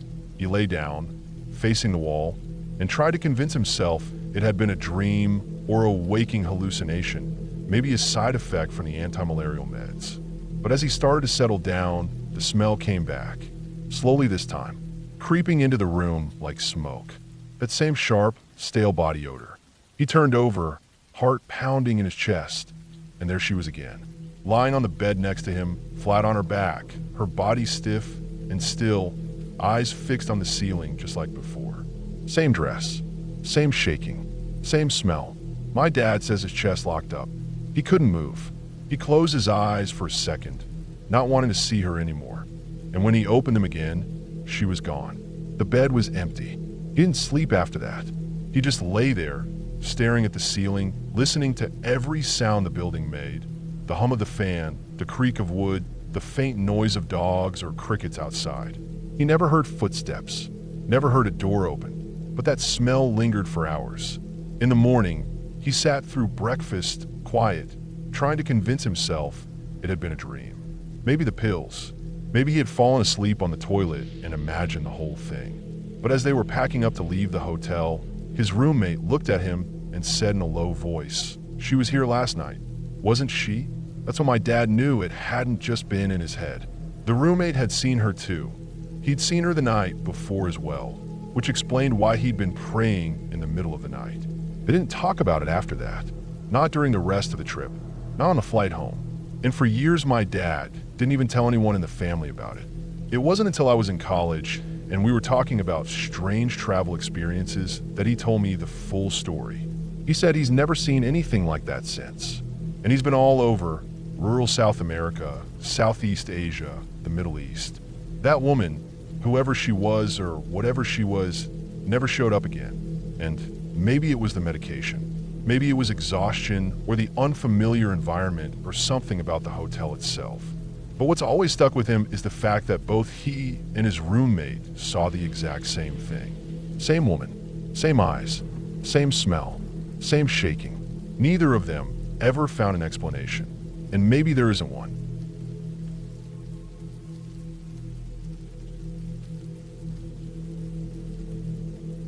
It happened about 5 years ago when I was 12 years old. My family had just moved to Querétaro, Mexico from the United States. Everything felt different.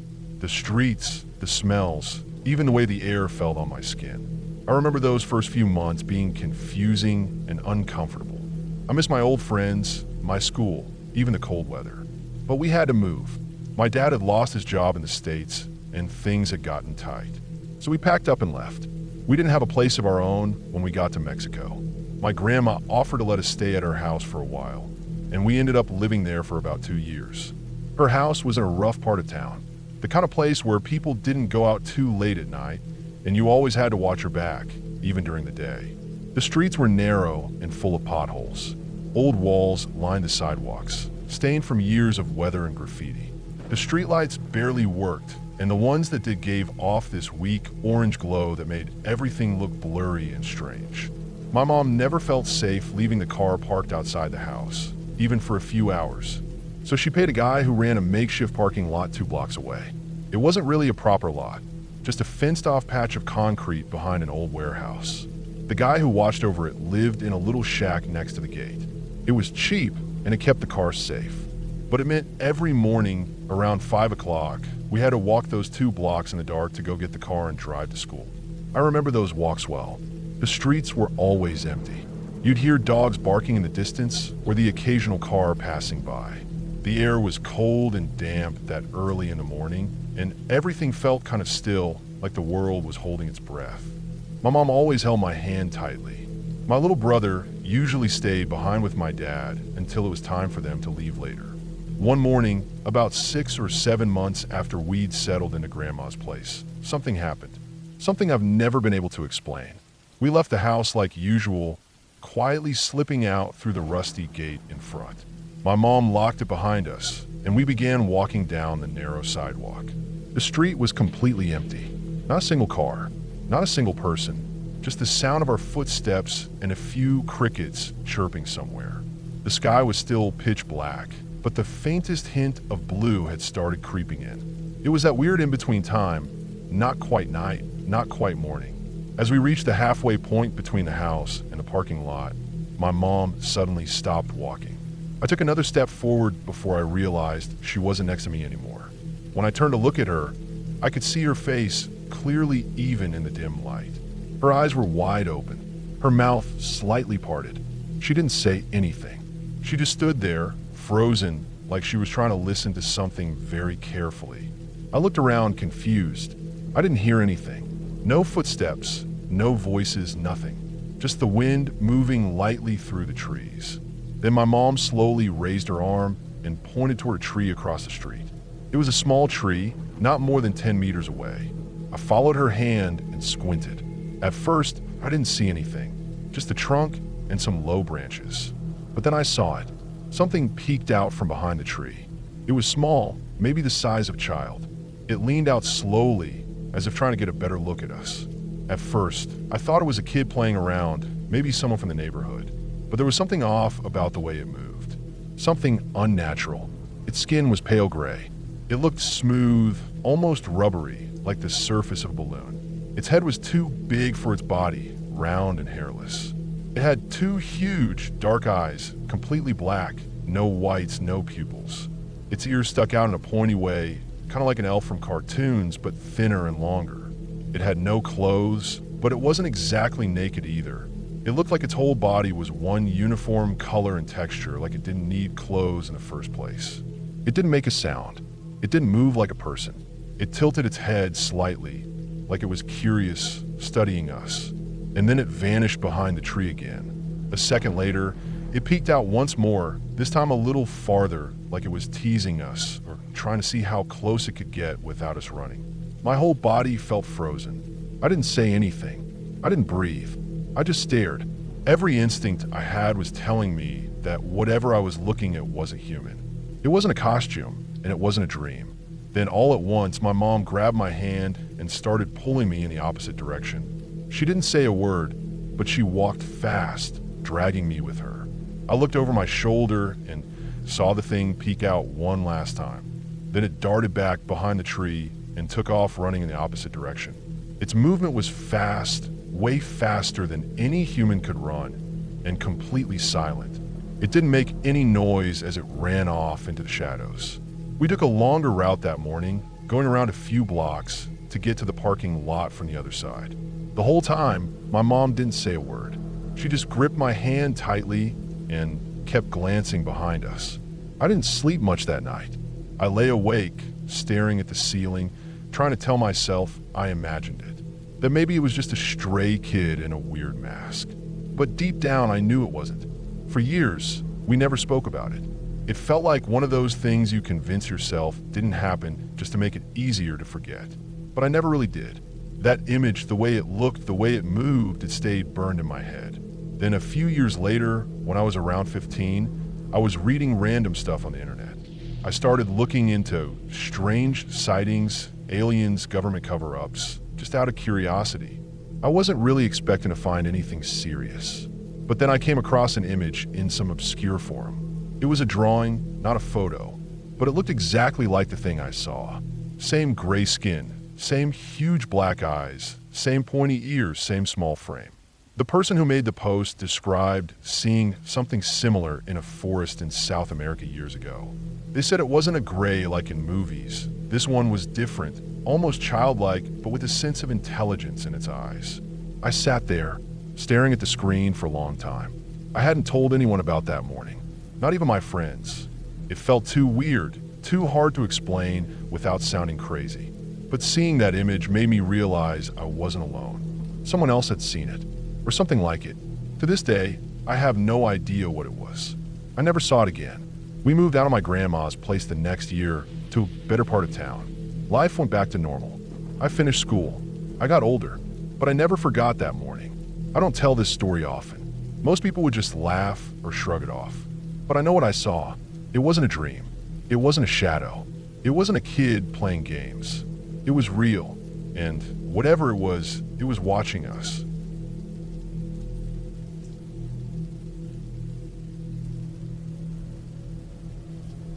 I stayed in New York City recently, and I booked this hotel online that looked decent enough for a short trip. It was in Manhattan, somewhere close to Midtown, and I didn't expect luxury, just something clean, quiet, and functional. I was traveling with someone, so we had a double room. We checked in late in the afternoon, and everything seemed okay at first glance. Room was small, but it's New York, so that's normal. There was a desk, a little wardrobe, a mini fridge, a wall-mounted TV, and a safe in the closet. Nothing looked sketchy. We tossed our bags in, freshened up, and headed out for the evening. The first night was uneventful. We were out most of the time anyway, and came back around midnight. Slept fine, woke up, did our thing around the city. I don't remember anything strange from that first day, but things started getting weird from the second night. We were getting ready to go out again, and I distinctly remember putting the spare room key card on the desk next to the TV. I'd taken it out of my wallet because we didn't both need to carry one, and I didn't want to bend it. The main key was in my back pocket. We left the room around 7 p.m., came back close to 1 a.m. Nothing seemed out of place when we got back, but when I went to pick up the spare card from the desk, it was gone. I thought maybe I'd tossed in the bag or moved it without realizing. We checked the entire room. Under the beds, behind the TV, inside drawers, inside the closet, between sheets, everywhere. Turned the room upside down looking for that damn card, but it was just gone. We didn't panic or anything.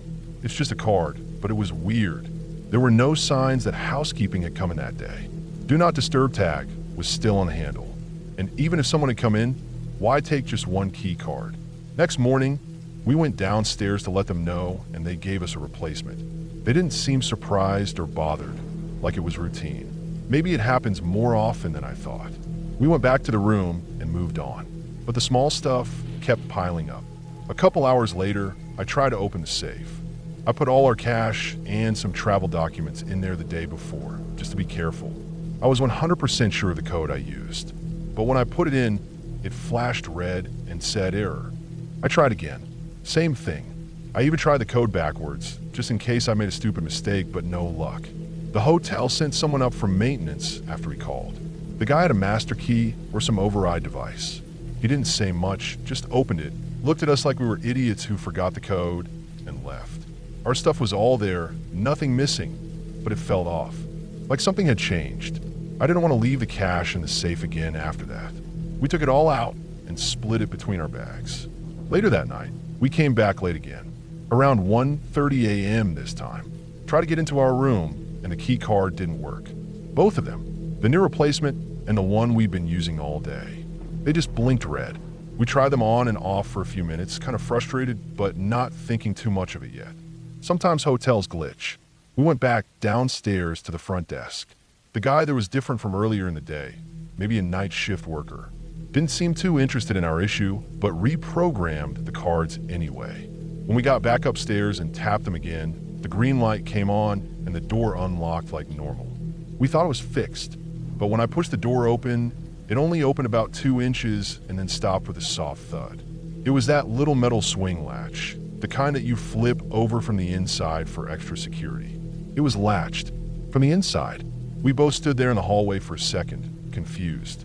I tried pushing a little harder, like maybe it was stuck or not fully latched, but it was definitely shut from inside. We weren't even sure what to do at first. I knocked lightly, half expecting someone to open it, but no sound came from inside. We went back down again and told them what was going on, that someone or something had latched our room from the inside and we couldn't get in. At first, the guy downstairs looked at us like we were drunk or joking, but eventually he called the handyman up. Back upstairs, the 3 of us stood in the hallway staring at the door. The handyman tried the card too. Same thing. Green light, 2-inch gap, then nothing. He asked us if someone else might have been staying with us, and we said no. Just the 2 of us, and we were both standing right there. He left and came back with tools. Tried to slide something through the door crack to push the latch open. Didn't work. Those things are designed specifically to avoid being tampered with from the outside. Eventually, he managed to slip in some kind of wire and, with a lot of fiddling, got it to unlatch. The door swung open, and we all stood there looking into the room. It was dark, lights off, curtains shut. Nothing looked obviously out of place, but it felt weird walking in. The air was slightly warmer than the hallway, like someone had been inside recently. We checked the bathroom, under the beds, behind the curtains, even opened the closet. No one, but that latch had definitely been shut from the inside. We asked the guy how it could have closed on its own, and he just shrugged, said maybe it bounced closed, or there was a draft. But I tried swinging the door a few times myself, slowly and fast, just to see if it was even possible. That latch didn't move an inch unless someone physically touched it. It wasn't a heavy-duty latch, but stayed where you left it. I even tried nudging it with my finger to see how much force it took. Definitely not the kind of thing that just flips itself. He left after a while, and we were left standing in the room, still trying to wrap our heads around it. We didn't sleep much that night. Every creak in the hallway made me sit up. I kept checking the peephole and double-checked the latch every half hour or so. I even moved the chair in front of the door before we went to bed. Next morning, I asked the front desk if anyone had accessed our room while we were out. They said no, and that there was no record of a second key being used. I asked if they could check the hallway security cameras, and they said they didn't have access to that. Only the building manager did, and he wasn't in over the weekend. We stayed one more night, but slept with the lights on. Nothing else happened after that, but I couldn't shake the feeling that someone had been in our room. I don't know how the latch got shut, or where the missing key card went. I don't know why the safe suddenly refused our code, or why both our door cards stopped working at the same time. None of it makes sense individually, and maybe they're all just coincidences. Maybe, but I've stayed in dozens of hotels in different cities, and I've never had this many odd things happen in one stay. Something wasn't right with that room. I'll probably never know what, but I do know I'll never stay in that hotel again.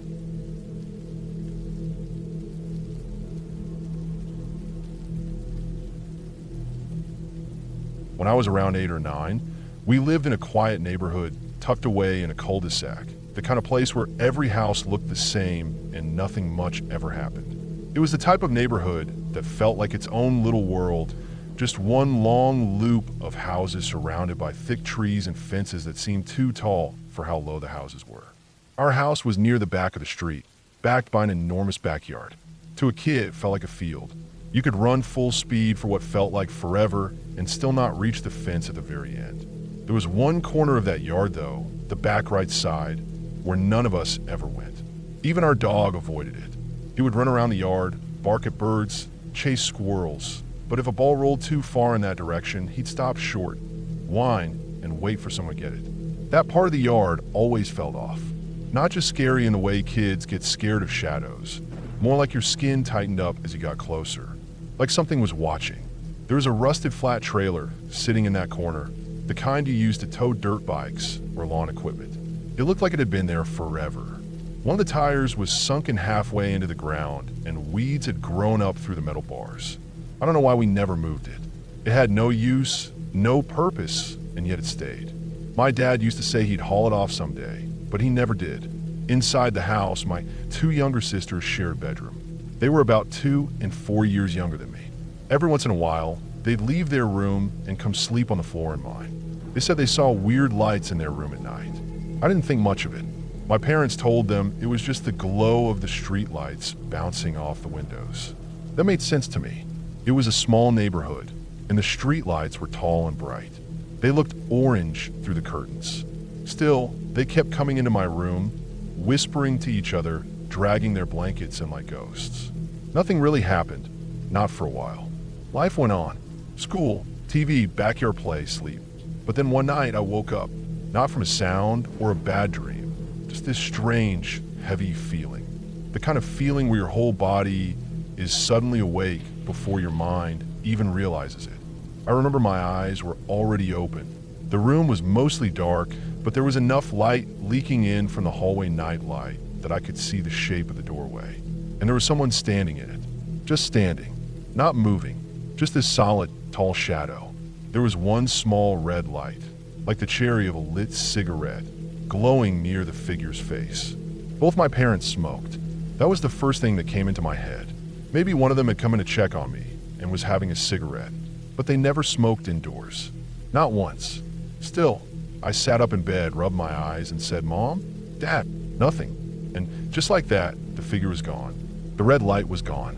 I didn't hear footsteps. The hallway didn't creak like it usually did when someone walked on it. It was just gone. I remember I sat frozen for a few seconds. Then I dove under the covers like a little kid trying to disappear. I tucked my knees into my chest and made the blanket as tight around me as possible. My heart was pounding so loud I could hear it in my ears. Then the blanket tugged. At first, it was soft, just a small pull near my feet. I didn't move. Then it tugged again, harder. Not like something got caught. It felt like fingers, like someone was slowly trying to pull the covers off the bed from the bottom. I held onto the blanket with both hands, digging my fingers into the fabric. I didn't make a sound, just stayed there, holding on, sweating. Eventually, the tugging stopped. I didn't move for what felt like an hour. I must have fallen asleep at some point, because the next thing I remember was morning light coming through the window. I told my parents what happened. They just looked at each other and told me it must have been a dream. They swore they hadn't been in my room, said maybe it was a bad night terror. That explanation stuck. I wanted it to be a dream. I needed it to be. Years passed. We moved out of that house when I was in middle school. Nothing that dramatic ever happened again while we lived there, but I never forgot it. I'd think about it once in a while, especially when I couldn't sleep. Then I started dreaming about that house. Not all the time, just every so often. But the dreams were always the same. I'd be in the house, but it was different, like bigger somehow, with more rooms than I remembered. There was always a staircase going down, even though the real house had no second floor.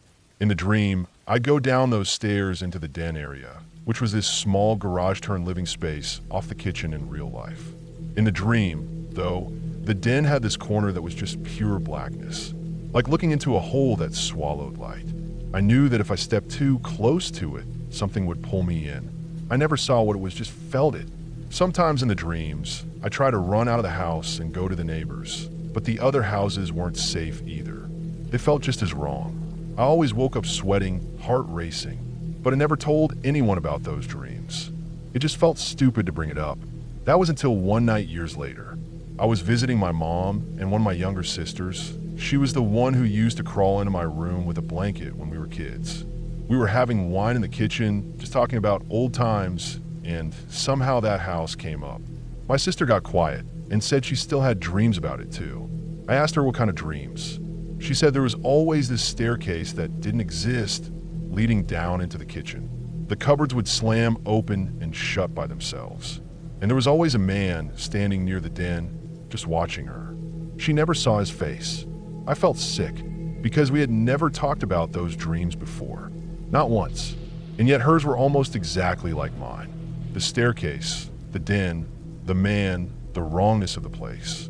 Our mom, who had been quiet for a while, finally said she never liked that house either. She used to get migraines in the den, and there was something about the backyard corner that always gave her goosebumps. She said sometimes at night she would hear what sounded like a metal dragging sound out by the trailer, but every time my dad checked, there was nothing. I've driven by that house a couple times over the years. It looks the same. Same dull beige paint, same cracked driveway. But even just turning onto that street makes the hairs on my arms stand up. It's like walking into a memory that doesn't want you there. I don't believe in ghosts. I really don't. I believe in messed up wiring, strange dreams, unexplained noises, normal stuff that we can't always make sense of. But whatever happened in that house, it left a mark. On me, on my sister, maybe on all of us. We didn't talk about it when it was happening. We just lived with it like background noise. But now that I've looked back at it all, I realize that none of it was normal. We weren't haunted by ghosts. It wasn't some spirit from an ancient grave. It was just something wrong with that place. Maybe something about the land, or the people who built it, or what happened there before we moved in. But it was real enough to follow us into our dreams for decades. And now, even with time and distance, I still can't shake the feeling that whatever it was, it's still there.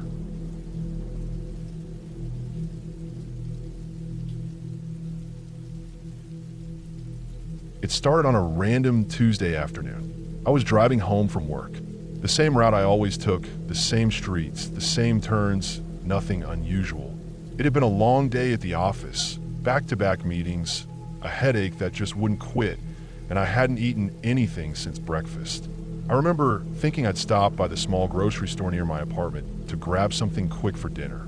Maybe frozen pasta or microwave rice, something fast and easy. I was about 10 minutes from home when I noticed a small, silver hatchback behind me.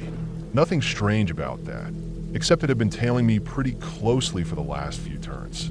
At first, I didn't think much of it. People drive like idiots all the time in this city. Maybe they were just in a rush. I made a right turn, and so did they. Then another right, then a left, still behind me. I changed lanes randomly, and after a second's delay, so did they. I remember staring into my rearview mirror a little longer than normal. The car looked normal. Slight dent on the front bumper, no visible license plate on the front, which was illegal but not unheard of. Tinted windows. Too dark to see who was inside. At that point, I wasn't scared. More irritated. I took a longer route just to see. 5 extra minutes. Still behind me. My stomach was growling by the time I pulled into the grocery store parking lot. I didn't see the hatchback when I parked, so I figured maybe they'd finally gone their way. I went inside, grabbed a few things, paid, and walked out. The hatchback was parked 2 rows behind my car. I stopped mid-step. It wasn't there when I arrived. I was sure of that. And now it was there, sitting with the engine off. No one inside. I walked to my car slowly, not taking my eyes off the silver car. I unlocked the door, tossed the bag on the passenger seat, and got in. Before I even started the engine, I locked the doors. Just sat there for a second, then turned the key. As I backed out, I glanced at the hatchback again. Still empty, but something didn't sit right. I drove straight home, kept checking my mirrors the whole way. No one followed me this time. My apartment was on the 3rd floor of a small, older building. No elevators, just a dimly lit stairwell that always smelled like mildew and cheap cleaning spray. I parked in my usual spot, took the stairs up, and unlocked my door. I remember that night in weird, clear bits. I heated the food, watched half an episode of some show, and turned it off. My mind kept drifting back to that car. I looked out my window once or twice. Nothing there. Around midnight, I went to bed. The next morning, I stepped out of my apartment and froze. On the windshield of my car was a folded piece of white paper. No envelope, just a single sheet tucked under the wiper. I scanned the parking lot. Empty, quiet. My stomach dropped. I walked over, snatched the paper, and opened it. No words, just a printed image. A photo of me, taken from behind, as I was walking into the grocery store the day before. My grocery bag was in my hand. You could see the back of my head, my jacket, even the outline of my keys in my hand. It was definitely me. There was no note, no threat, no explanation. Just a photo. I didn't go to work. I called in sick, even though I wasn't. I spent the whole day inside. Checked every lock on every door and window in the apartment. Closed the curtains. Sat on the floor, phone in hand, trying to decide whether to call the police. But what would I say? That someone followed me and left a picture? It didn't seem like enough. It wouldn't be taken seriously. I didn't sleep much that night. Every sound felt louder than usual. Every creak, every drip of the faucet. I left a light on in the hallway. Around 3 a.m., I finally dozed off. The next morning, I opened my door slowly, cautiously. No paper this time. I walked downstairs, scanning everything. Nothing on the windshield. I got in my car and sat there for a long time. Then I drove to a nearby hardware store and bought a dash cam. Installed it right there in the parking lot. If someone followed me again, I'd catch them this time. For the next few days, everything was normal. Nothing weird. No strange cars. No notes. Nothing. I started to relax. Even told myself maybe it was just some dumb prank. Maybe it wasn't even meant for me, and I was just being paranoid. Then one evening, after work, I came home and found my front door slightly open. Just a crack. I stood in front of it for maybe 30 seconds, frozen. My heart was pounding so loud I could hear it in my ears. I hadn't touched the door yet.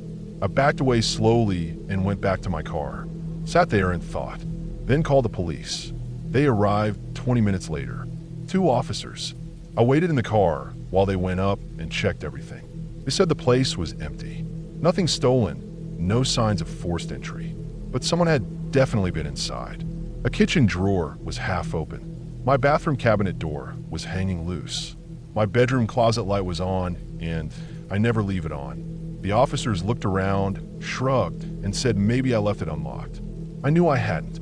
They said I could file a report if I wanted, but it wouldn't go anywhere unless something was stolen or I had more proof. I filed one anyway. That night, I didn't sleep at all. Sat on the couch with a baseball bat and the hallway light on. Every now and then, I'd get up and check the locks again. Around 4 a.m., I started hearing footsteps in the apartment above me. Nothing unusual, people live there, but that night it felt different. Slower, deliberate. I kept staring at the ceiling, listening. Then the footsteps stopped. Complete silence. In the morning, I went to work like normal, just trying to get back to routine. When I came back home that evening, the lock on my apartment was stiff. Not jammed, just different, like it had been messed with. That's when I made the decision to leave. I packed a bag and went to stay with a friend across town.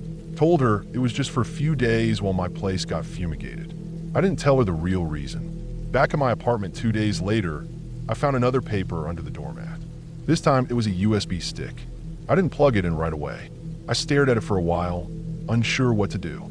Then I drove to a nearby internet cafe, used one of their public computers, and opened the USB. There were 5 folders. Each one was labeled with a date, all recent. Inside, there were hundreds of photos and short video clips, all of them of me, walking to work, sitting in my car, buying groceries, standing in my kitchen, asleep in bed. They weren't old photos. They were recent. Some were from angles that meant the person had been inside my apartment, or at least right outside my window. One video showed me brushing my teeth. Another showed me lying on the couch, watching TV. In one, I was asleep, mouth slightly open, the blanket pulled halfway up. I shut the computer down and left the cafe. I didn't go back to my apartment. I went straight to the police. Showed them the USB, filed a full report. This time, they took it seriously. An investigation started. They went through my apartment, checked everything again. Nothing. No cameras found. No hidden devices. No sign of forced entry. Nothing that could explain how those photos and videos had been taken. For the next few weeks, I stayed at different places, a friend's house, a motel, even in my car a couple of nights. I kept moving. I changed my phone number, got a new email, deactivated all my social media. Eventually, the police told me they had a suspect, a man who lived in the building across from mine.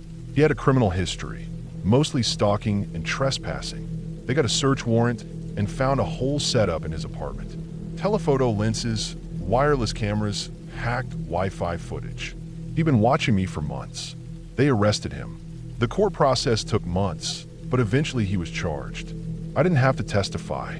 He pled guilty. After that, I moved to a new city. Different apartment, different job, different everything. For a long time, I couldn't sleep properly. Every creak, every knock made me jump. I double-checked every lock, every curtain, every night. Even now, years later, I still feel it sometimes. That invisible pressure, the feeling that someone might be watching. Not because they are, but because someone once did. And it wasn't a ghost or a monster or some strange nightmare. It was a real person, a stranger who decided to follow me, watch me, breaking my life piece by piece. And that's the part that scares me the most, because it was real.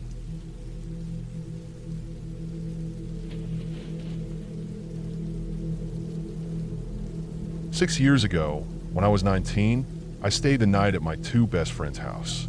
Their room was small, just enough space for a full-sized bed and a chest of drawers pushed up against one wall. We were all squeezed together on the bed, me on the edge, one friend in the middle, and the other pressed against the wall. It was the kind of night where we stayed up talking too long, watching random videos, and eating junk food until we couldn't keep our eyes open anymore.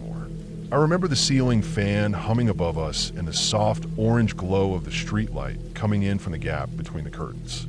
It wasn't pitch dark in the room, but it was dim enough that I could barely make out the shape of the furniture once the lights were off. At some point during the night, I woke up. I didn't sit up or move suddenly, I just opened my eyes. It felt like something had pulled me out of sleep, like how you sometimes wake up suddenly for no reason, and no, it's not just to pee or because of a noise. I was lying on my side, facing the middle of the room, and I blinked a couple times to get my eyes to adjust. Everything looked quiet. I could hear both of my friends breathing beside me, slow and steady, completely asleep. Then I saw her. There was a girl standing at the foot of the bed. She looked like she was maybe 6 or 7 years old. She was small, wearing something pale, maybe a nightgown, or maybe just a light-colored dress. I couldn't tell the color in that low light, but it looked soft and plain, like the kind of clothes little kids wear to bed. Her hair was shoulder-length, dark, maybe a bit messy. I couldn't see her face clearly, but I could tell she was staring right at us. Not moving, just staring. At first, I didn't react. I didn't even blink. I thought maybe I was dreaming, or maybe it was sleep paralysis. But I could move my fingers. I shifted my foot under the blanket. I could breathe normally. I could feel the bed under me and the warmth from my friends beside me. I wasn't frozen. I was awake, but I didn't move. I was too scared to do anything. I just stared at her. She didn't make a sound. She didn't blink. She didn't step forward or backward. Just stood there. The seconds stretched on forever. My heart was pounding so hard that I could feel in my throat, but I didn't make a sound. I didn't even want to breathe too loud. There was something about how still she was that felt completely unnatural. Not supernatural, just wrong. Like she shouldn't be there, like the room had been normal and now it wasn't. Then, as quietly as she appeared, she just started to fade. Not like she vanished in a flash or turned into smoke or anything dramatic. It was like a shadow moving, like something slipping out of sight behind your eyes, like your brain slowly deciding it didn't need to see her anymore. 1 second she was there, and the next second the space where she had been was just empty again. The foot of the bed was empty. The room was exactly how it had been when we went to sleep. I stayed awake for the rest of the night. I stared at that spot where she had stood for what felt like hours. My eyes hurt from not blinking, but I couldn't stop looking. I kept listening for any sounds, footsteps, whispers, anything, but the room stayed completely silent except for the occasional snore from one of my friends. At some point, I must have dozed off out of pure exhaustion because I remember waking up again when the sunlight came in stronger through the window. I didn't say anything that morning. I helped fold the blankets, we made coffee, and We talked about dumb stuff like school and work and shows we were watching. I didn't tell them what I saw. I couldn't. I didn't know how to explain it. I didn't even know if I had really seen it or if I had been half asleep and dreaming with my eyes open. The memory stayed sharp in my mind though. I kept replaying it every night for weeks after. I thought maybe it would fade with time, but it never did. I didn't talk about it for months. Then, one night when I was hanging out with the same two friends, they started telling me something weird that had happened to them a few weeks earlier. They said they were in their room, the same one we had all slept in that night, and it was late, probably past midnight. They were both in bed scrolling on their phones when they heard something. Laughter, children laughing, but it wasn't coming from outside or from another room in the house. It sounded like it was coming from the living room, just outside their bedroom door. At first they thought it was the TV, but everything was off. They muted their phones and listened. The laughter came again, light, high-pitched, playful. Not loud, but clear. They said they got up and walked to the bedroom door slowly, trying to listen better. Just as they reached the door, something hit it. A loud thunk. Not like a knock, more like a solid thud, like someone had thrown something at it or hit it with a hand or shoulder. They both jumped and opened the door quickly, expecting to see someone in the hallway. But when they looked, there was nothing. The house was completely still. They checked every room. All the doors were locked. No windows were open. Nothing had fallen. They even checked the backyard. There was no one there. That's when I finally told them what I saw. I didn't dramatize it or try to make it sound like a movie. I just told them exactly what I saw, how I woke up, saw the girl standing at the foot of the bed, how she didn't move, how she just faded out. I told them I had been too scared to move or say anything and too unsure to talk about it afterward. We were all quiet after that. There wasn't any explanation that made sense. They didn't accuse me of lying, but none of us really knew what to say. It was like we had all seen something or felt something in that room at different times and just didn't want to believe it was real. After that, I didn't sleep over at their house again. We stayed friends and everything, but I always made sure to head home before it got too late. They didn't bring it up again, and neither did I, but it stuck with me. Still does. Looking back on it now, I still don't know what I saw. I've thought about every logical explanation I could come up with. Maybe I was half asleep and my brain pulled some kind of leftover image from a dream and put it into the room. Maybe there was a shadow or some light trick playing with my eyes. Maybe stress or lack of sleep made me hallucinate. Maybe the girl was a memory from something I saw on TV or in a photo. I've read about hypnagogic hallucinations, those things you see when you're between sleep and waking, and it sounds kind of like that. But none of the explanations feel like enough. It wasn't just seeing her, it was how I felt. The dread, the wrongness in the room, that sudden cold drop in my stomach when I saw her face. The way my body froze, even though I wasn't paralyzed. And then my friends hearing laughter and something hitting their door a few months later, it didn't feel like coincidence. Still, I don't believe in ghosts. I never really have. I think the mind is powerful and strange and does things we don't fully understand. But I also know what I saw. I remember every second of it. It was the scariest thing I've ever experienced. Not because it was violent or dramatic, but because it felt real and quiet and out of place in the middle of a normal night in a normal room. Even now, whenever I sleep in a new place or in a friend's room, I still wake up sometimes in the middle of the night. And I always check the foot of the bed.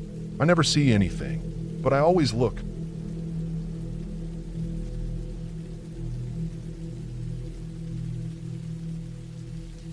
In high school, I had a close friend named Steve. We met during our first year, somewhere around late 2007, and quickly became part of a small friend group that would hang out almost every day after classes. We'd play video games, sit on curbs eating chips and drinking sodas, or just talk for hours about everything from school to music to dumb internet memes. Steve was the funny one, always cracking jokes and keeping the mood light. But one day, in between laughs and banter, he told us a story that didn't fit the usual tone. He said it happened to his older brother Tim a few years before, when Tim had just started college in New Hampshire. Tim had gone to school somewhere deep in the northern part of the state, a quieter town surrounded by trees and not a whole lot of anything. One night, sometime after 2 a.m., Tim and one of his college friends were just hanging out in their dorm, too wired to sleep. They got it in their heads that they needed Dunkin' Donuts, like not just wanted it, but actually needed it. And the closest one open at that hour was in a different state. I don't remember if Steve ever said which state, maybe Massachusetts or Vermont. I don't know much about New England geography. All I remember is he said the route they had to take was a narrow two-lane highway that wound through dense woods, with no streetlights, no gas stations, nothing but trees and blackness for miles. According to Steve, Tim didn't think much of the drive at first. The road was empty, their car headlights barely cutting through the fog that had rolled in, and the jazz station on the radio was keeping the mood kind of mellow. They got to the Dunkin', grabbed their donuts and coffee, and started heading back. That's when things got weird. About 10 minutes into the return drive, a car pulled out in front of them from what seemed like nowhere. It was a red compact car. Steve said Tim couldn't tell what make or model it was because all the identifying emblems had been scratched or ripped off. The only thing Tim remembered clearly was the license plate. It had a large black O on the left and a bright green M on the right. No numbers, nothing else, just those two letters, OM. At first, Tim thought maybe the driver was just another late-night traveler, maybe another college kid or some delivery driver. But then the radio, which had been playing some Miles Davis, suddenly glitched out and started playing Nirvana's Smells Like Teen Spirit. Steve said Tim didn't even think the station had that kind of music. Right after that, Tim's phone lost service, even though they'd had at least 2 bars the whole way there. It could have all been a coincidence, sure, but as Steve told us the story, I could tell he didn't really believe that anymore. Tim got this uneasy feeling in his chest, like something was just off. He didn't want to be near OM anymore, so he took his foot off the gas. But when he slowed down, OM slowed down too. It wasn't like tailgating or road rage. OM just stayed the exact same distance ahead of them, as if the driver was watching them, reacting to them. It was unnatural, so Tim tried to speed up and pass him. But as soon as he did, OM sped up too, matching their speed perfectly, never letting them get any closer or farther. They drove like that for a while, not speaking, not joking, just focused. Both of them had gone from amused to tense to full-on terrified. At some point, they saw a curve up ahead in the road and watched as OM disappeared around it. That was when they decided to stop the car right there in the middle of the highway. They turned the engine off and just sat there. Neither of them said anything for what felt like 20 minutes. It was dark, and the only sound was the wind brushing against the car and the occasional rustling from the woods. Their coffees had gone cold. They were both trying to convince themselves that OM had just kept driving and it was all just a creepy misunderstanding. Eventually, they started the car again and moved forward, hoping it was over. But it wasn't. As soon as they turned around the curve, OM was there. Not far off in the distance, not parked, not driving away. He was exactly the same distance ahead of them as before. Still driving, still matching their pace. They were done pretending it was a coincidence. Tim gripped the wheel tight and just drove. He didn't care about the speed limit anymore. He didn't care about potholes or deer crossings or fog. He just wanted to be back at school. OM never got closer, never fell behind. He was just there like a shadow they couldn't shake. Finally, after what felt like an eternity, they saw a fork in the road. One path led back to town toward their dorm. The other veered deeper into the woods. They didn't even hesitate. Tim turned toward town, and OM, without slowing or signaling, took the other road and vanished into the trees. Tim never saw the car again, and for a while, he tried to convince himself it wasn't as terrifying as it felt. That maybe the guy was just messing with them. But something about it stayed with him, and when Steve told us the story, I could see that it had stayed with him too. None of us really believed it. Not all the way. It just didn't make sense. But then about a year later in 2008 or maybe early 2009, I was doing homework in my room while the radio played in the background. It was a local talk station, the kind my dad usually listened to. Suddenly, there was a news bulletin. A woman had witnessed a murder in a nearby county, just a couple towns over from ours. The killer had escaped, but the witness described the car that fled the scene. Red compact car, license plate with a black O and green. I froze. I didn't even process the rest of the report. I just sat there, staring at the wall. It didn't make any sense. That was here. We were in suburban Orange County, California, nowhere near New Hampshire. I thought maybe I'd misheard.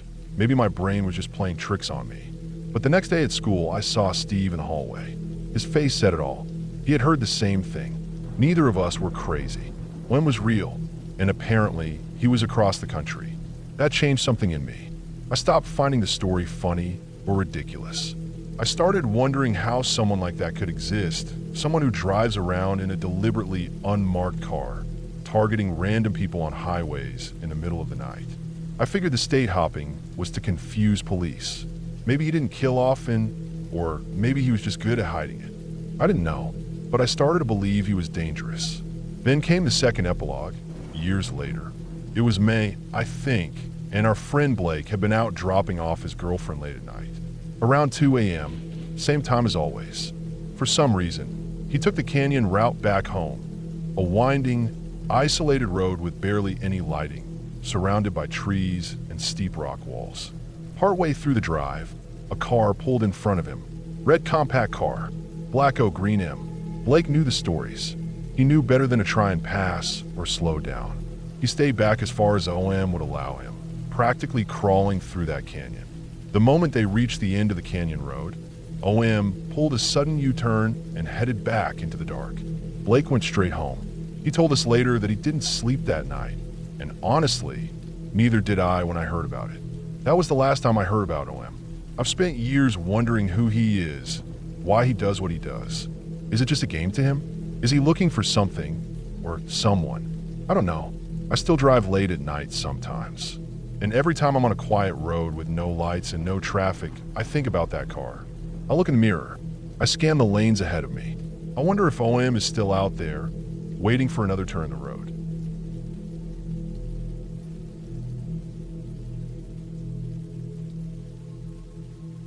While I was around 8 or 9 years old, we lived in a house that my dad had built for us with his own two hands.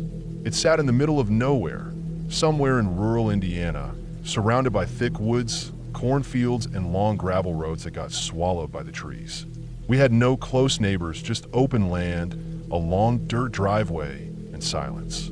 You could hear everything out there, the wind through the trees, the occasional distant truck, and at night, the coyotes.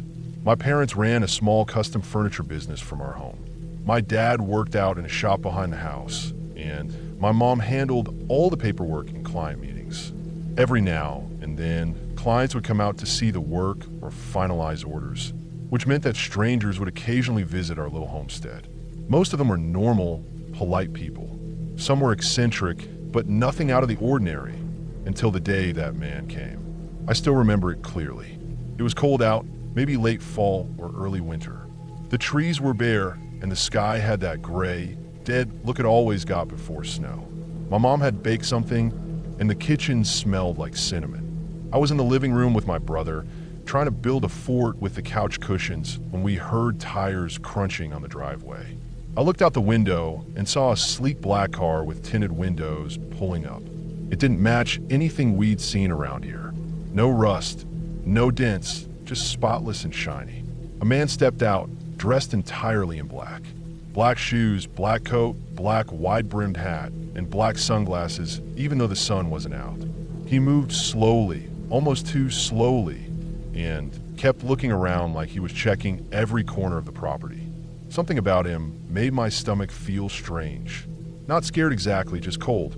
He came inside and spoke with my parents in the front room. I couldn't hear what they were saying, but I peeked around the corner once or twice. He never smiled. He barely blinked. What stood out to me most, though, was how his eyes kept drifting toward our cat, Mercedes. She was a black Persian with a thick coat and yellow eyes that seemed too big for her face. She was normally shy around new people, but she stared at him the whole time. Not curious, almost angry, like she hated him. After about half an hour, the man left. He didn't shake hands, didn't say goodbye to my brother or me, just walked out, got in his car, and drove off without even looking back. Later that night, at dinner, my parents both said he had a strange energy. My dad said he seemed off, and my mom said he was the kind of person who made the hairs on her neck stand up. My brother and I both agreed. We didn't know why, but we all felt it. That night, Mercedes started acting weird. She wouldn't come when we called her. She wouldn't eat. She kept crawling under furniture, hiding, and growling at empty corners of the room. By the next day, she started vomiting, but it wasn't normal. It was thick and black, almost like tar. She made awful sounds when it happened, like she was choking and crying at the same time. My parents took her to the vet, but they couldn't figure it out. They gave us some medicine to try, but nothing helped. Over the next few days, she got worse. She wouldn't let anyone near her. She'd swat at the air, hiss at nothing, and once she clawed my brother when he tried to pet her. A few days later, she died. It happened late in the evening. My mom had wrapped her in a towel and was sitting with her on the couch, trying to keep her warm. I was sitting on the floor nearby. Mercedes kept lifting her head and swiping at the air. Her eyes were wide and terrified, like she saw something coming. Right before she took her last breath, she let out a low growl and snapped at the air one last time. Then she went still. We buried her the next morning under the big tree at the edge of the property. It had started snowing lightly, and the ground was hard to dig. My dad and brother took care of it while I watched from the porch. The cold wind cut right through my jacket, but I didn't feel like going back inside. I just stood there, staring at that black spot under the tree where we left her. That's when things really started to change. It began small. We'd find footprints in the snow that didn't make sense, footprints that would start in the middle of the yard and then disappear completely, no trail leading in or out. Sometimes they looked too long or too narrow, like they weren't shaped quite right. At night, I'd hear sounds in the walls, scratching, tapping, sometimes a knock. My mom blamed mice, so we put out traps, but they never caught anything.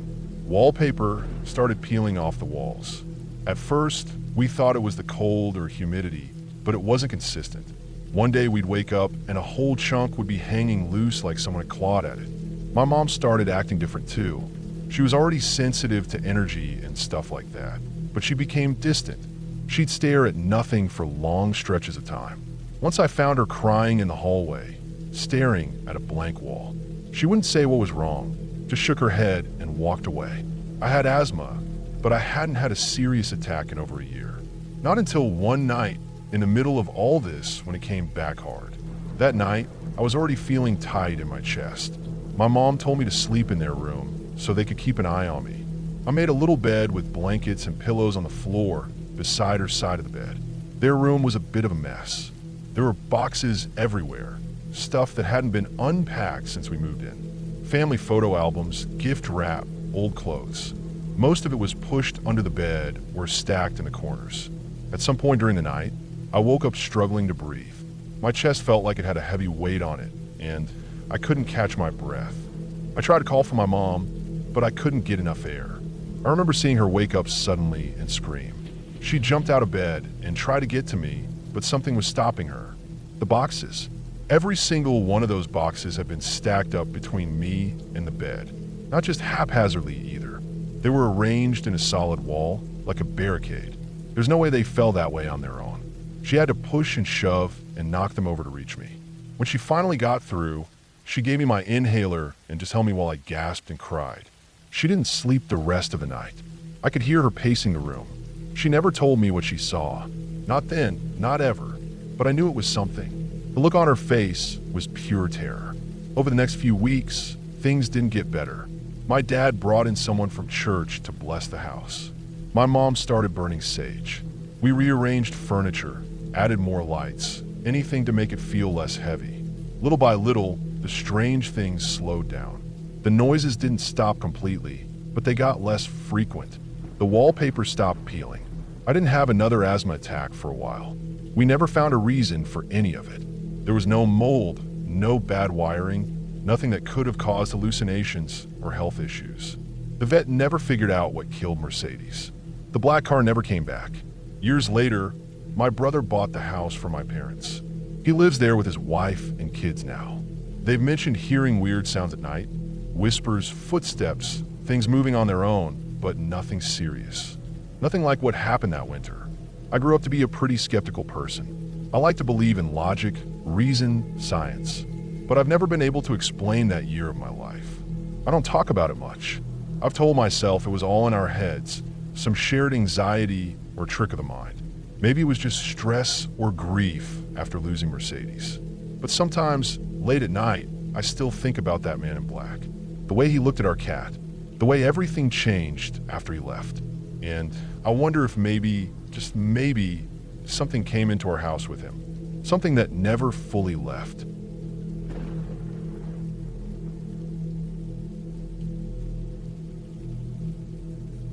It didn't happen to me, but it happened to my mom when she was a teenager, sometime in the early 70s. She's in her mid-60s now. She's not overly religious, doesn't go to church every Sunday, doesn't quote the Bible, doesn't wear a cross around her neck or have those "God bless this home" frames hanging on the wall. But she prays every night, every single night, without fail. It's not loud or dramatic. It's just something she does quietly before going to sleep. I always thought it was just a habit from growing up in a conservative household, something comforting to her, nothing more. But there are a few things that always stood out. One was her total refusal to entertain anything that involved exorcisms, possession, or Ouija boards. I mean, she could watch regular horror movies with ghosts or haunted houses. She never really liked them, but she'd sit through something spooky if it wasn't over the top. But if you even suggested watching The Exorcist, she would shut it down immediately. No hesitation, just a flat-out no. Not even angry, just firm. Same when I showed her the trailer for Constantine. She saw that scene with the girl crawling up the ceiling, and she just got up and walked out. Didn't say a word, just refused to have it playing in the house. Then there's the thing with Ouija boards. If you so much as joke about bringing one into her house, she'll lose it. She'll yell, scream, curse. Seriously, she'll throw you out. No second chances. Doesn't matter who you are, family, friend, neighbor, get out. I always thought that was excessive. Funny even. Like, come on, it's just a toy from the board game section at Walmart. But she never laughed. Not once. I asked her once why she was so extreme about it. Why she wouldn't even talk about it. That was the only time she told me the story. And after hearing it, I've never asked again. She was about 16 or 17, still living in a small town in upstate New York. A quiet place. Everyone knew everyone else. One weekend, she stayed over at her friend Lisa's house with 2 other girls from school. It was supposed to be a fun night. Pizza, junk food, games, maybe a scary movie. Lisa's parents were home, hanging out in the living room, watching TV. The girls spread out on the carpet in the den, flipping through board games. Monopoly, Clue, Life, and then one of them pulled out a Ouija board. My mom had never seen one before. Didn't know what it was. She thought it was a joke, just another game. There were no warning labels back then. No YouTube videos of Ouija board gone wrong. It was just a board with letters and a plastic planchette. So they set it up, put their fingers lightly on the pointer, and started asking random, silly questions. Who has a crush on who? What boy would they marry? That kind of thing. Typical sleepover nonsense. Then they asked if anyone was there with them. The planchette moved. My mom thought someone was pushing it on purpose. So did the others. They laughed, accused each other, argued a bit, and asked again. It moved again, this time more deliberately. They asked, "What's your name?" The planchette began circling the board slowly, then landed on the letter D. Then E. Then VIL. They stopped. It wasn't funny anymore. The air felt different, heavier, as if the room itself was pressing in on them. They asked another question. If you're really the devil, then show yourself. That was when the lights in the whole house went out. All at once. Even the TV in the other room. Total darkness for about 2 seconds. Then everything snapped back on like nothing happened. They all froze. No one spoke. My mom said she didn't even breathe. Then one of the girls started laughing nervously and said it was probably just a power surge. But my mom remembered something she couldn't explain. She said the moment the lights came back on, the room felt cold. Not chilly cold, like being outside in winter with no coat. But no windows were open and the heat was on. And then she looked at the TV screen, which was off now, dark and glossy like a mirror. And in the reflection, she saw something that should not have been there. A shape, a figure. She said it wasn't standing, it wasn't sitting exactly either. It was sort of hunched, big, dark, and it looked like it was right there beside them on the floor. Not behind them, not in another room, right there. But when she turned around, there was nothing. Just the 4 girls, the board, and the carpet. She didn't scream or move. No one did, but she saw the others staring at the screen too. Everyone saw it, and then the noise started. From a kitchen. Loud crashes, clattering, like someone throwing things off the counters. Cabinet doors opening and slamming shut. The fridge rattling. It sounded like someone was tearing the kitchen apart with bare hands. The parents came running in from the living room. Lisa's dad shouted something. My mom couldn't remember what, and they all stood there listening to the chaos in the next room.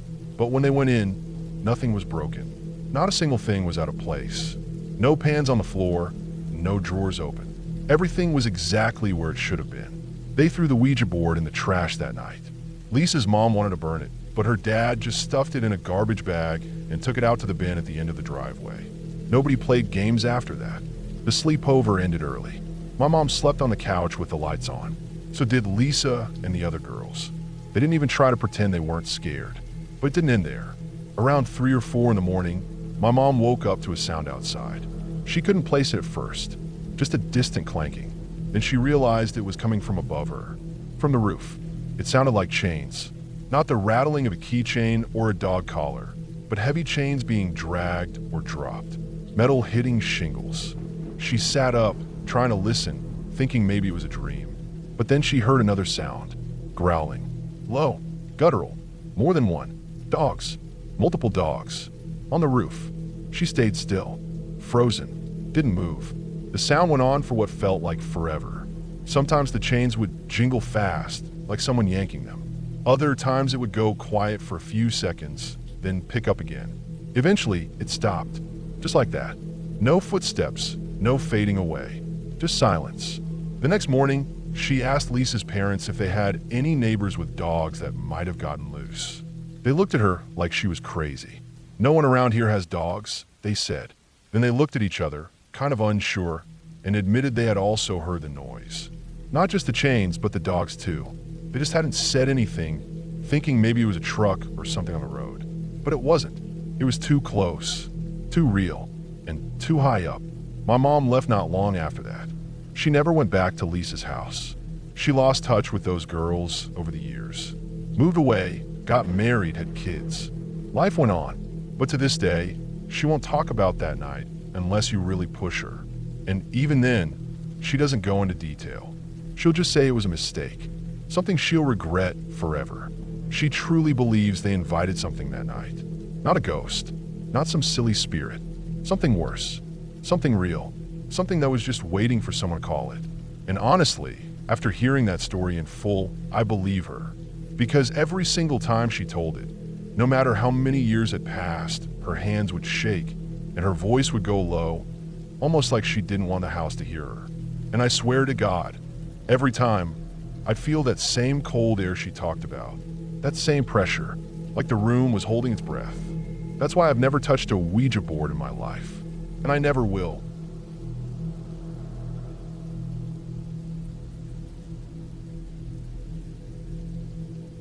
A few years back, I was living with my sister for a while. Her and her boyfriend had gotten into some kind of big fight, and he had moved out temporarily. She didn't want to be alone in the apartment, said the place felt weird when it was just her, especially at night. I didn't mind. It was better than my old setup, free Wi-Fi, food in the fridge, and a decent couch to crash on. I worked night shifts at the time, so I was usually the one coming in around 3 or 4 a.m. and crashing on the couch in the living room. The setup was pretty basic. There was the main couch right by the window where I usually slept, and another one against the opposite wall near the front door. A coffee table in the middle, TV in the corner. No fancy decorations or anything, just a normal apartment. This one night, I remember everything too clearly.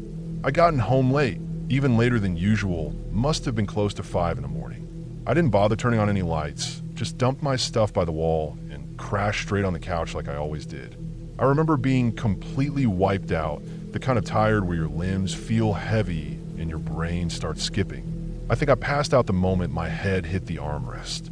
I don't remember the dream that woke me up. I don't even know if it was a dream or just some jolt that hit my chest and yanked me awake. But I remember the feeling. My heart was thudding like I'd been running and my mouth was dry. I sat up fast, breathing heavy, trying to figure out what was going on. The room was mostly dark, but the streetlight outside threw in just enough orange glow through the window to see the basic shapes of things. I sat there for a second, letting my eyes adjust, rubbing my face, and trying to shake the leftover fear that clung to me. That's when I looked across the room. At first, I thought my eyes were still adjusting.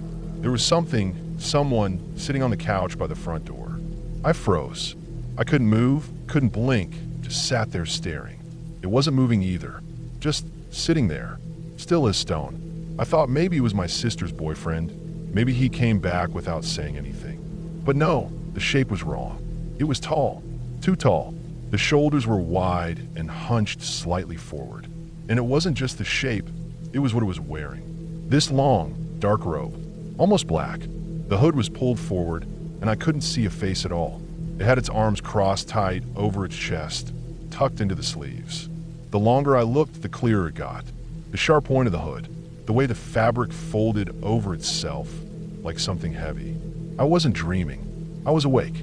I could feel the cold of the room. I could hear the hum of the fridge in the kitchen. My mouth tasted sour. I was there. This was happening. Everything in my body told me to run. But another part of me, the stupid part that's probably why people get stabbed in horror movies, wanted to protect my sister. I didn't know what the hell I was looking at, but if it was a person, I wasn't going to let them do anything while I was in the house. I stood up, slow and quiet, not taking my eyes off the thing. It still didn't move, not even a twitch. I took a shaky step backward toward the hallway. My legs felt like they were moving through mud. I finally reached the doorway into the kitchen and grabbed the first thing I could find, a basketball of all things. It had been sitting by the trash can for weeks and somehow ended up in my hand like that was going to help. I stood there, clutching it to my chest, trying to slow my breathing and tell myself to stop panicking. I stood there for a long time, too long. Eventually, I started to doubt myself. Maybe it wasn't anything. Maybe I was seeing a pile of clothes, a shadow, something that made sense. My brain was desperate for something normal. I told myself, out loud in my head, that it was just a trick of the light. Maybe my sister had thrown some coats on the couch before bed. That had to be it. Eventually, I forced myself to go check. I was so tense that my body ached.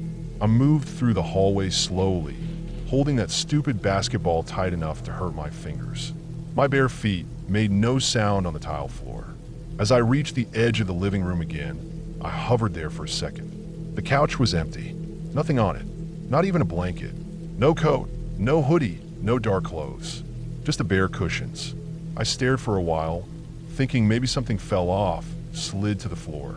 I looked behind it, checked around it. Nothing. There wasn't even anything that could have looked like a hooded figure. No piles of dark laundry. No shadows strong enough to play tricks like that. It was just a clean, empty couch.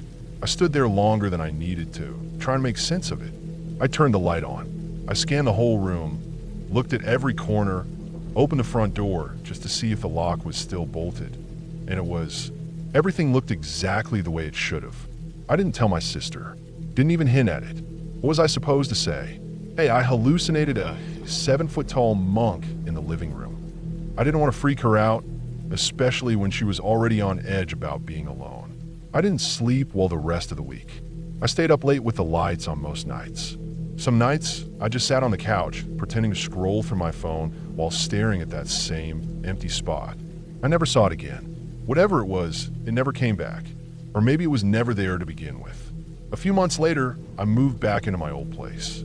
My sister patched things up with her boyfriend, and I didn't really have a reason to stay. But I never forgot that night. It burned into my memory like a brand. Even now, every time I crash on a couch in the dark, doesn't matter whose house or how comfortable, I always glance across the room, just to check, just to be sure.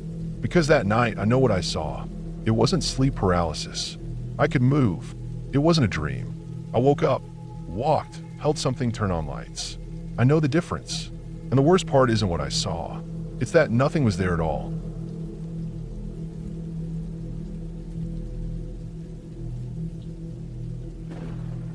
We had just gotten off an 18-hour overnight bus from Hampi to Bangalore. My back hurt from the stiff seats, my mouth was dry, and all I could think about was a bed and some hot food. My girlfriend was half asleep beside me, her head lolling forward, and we were both in no mood to deal with the chaos of a big city. We just wanted to check into a hotel, take a shower, eat something simple, and crash for the night. We hadn't booked anything in advance. Around 8 in the evening, we walked into this budget hotel close to the Majestic bus stand. The building was old, 4 stories, faded yellow walls, flickering fluorescent sign, and a small lobby that smelled like stale incense and cheap floor cleaner. It wasn't much, but at that point, we didn't care. The boy behind the reception was around 20-something, slim, with greasy hair and these eyes that didn't blink enough. There were 2 other guys lounging on a couch nearby, both of them staring at us as we filled in the check-in form. The way they were looking at us made me uncomfortable. I felt it immediately, like walking into a room where something bad had just happened. It wasn't the normal curious glances people give tourists. It felt invasive, like they were peeling our skin off with their eyes. But I told myself I was just tired. My body was aching and I wasn't thinking straight. My girlfriend looked uneasy too, but neither of us said anything. We got the key and took the narrow stairs up to the 2nd floor. The hallway was dim, the wallpaper was peeling, and there were black smudge marks on the wall near the light switches. Our room was basic, double bed with thin sheets, a small table, a window facing another wall, and a rattling ceiling fan. There was no AC, just a dusty wall-mounted cooler. The bathroom had a dripping tap, and the shower looked like it hadn't been cleaned properly in weeks. Still, the door locked, and we had our own space. We went out for dinner at a small tandoori place down the road, came back by 9 p.m., and locked ourselves in. We both took quick showers, changed into fresh clothes, and got into bed. The mattress was hard, but compared to the bus seat, it felt heavenly. The traffic sounds outside slowly faded, and the cooler hummed in the corner. My girlfriend was dozing off beside me when the power went out. Everything went black in an instant. The fan stopped, the cooler whined and died, and the already weak light under the door disappeared. I waited for the inverter or backup generator to kick in, but nothing happened. I fumbled for my phone and turned on the screen.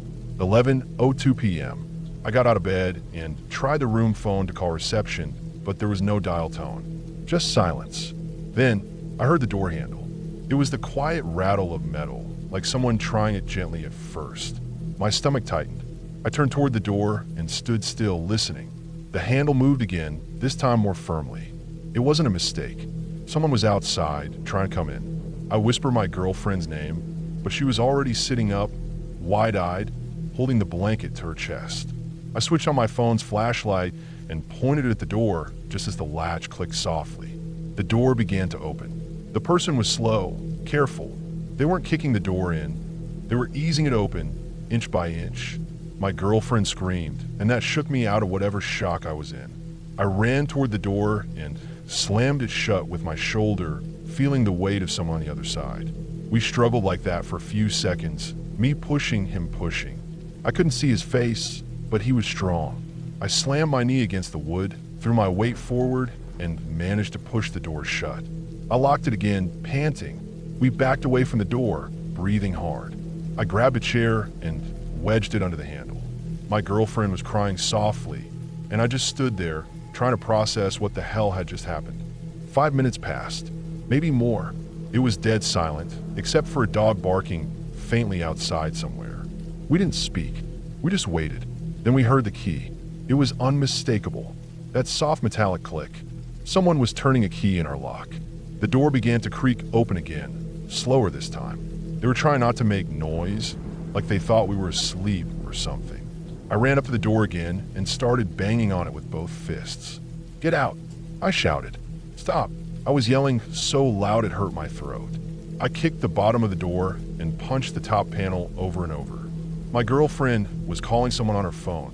She told me later it was the police. The door stopped moving.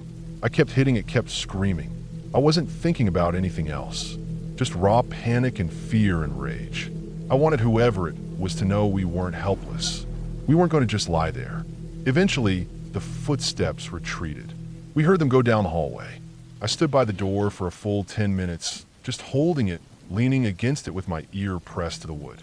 The power came back on around midnight. The lights flickered and the cooler buzzed back to life. But we didn't sleep. Not a minute. We sat upright on the bed, with the chair still jammed under the handle, listening for any sound.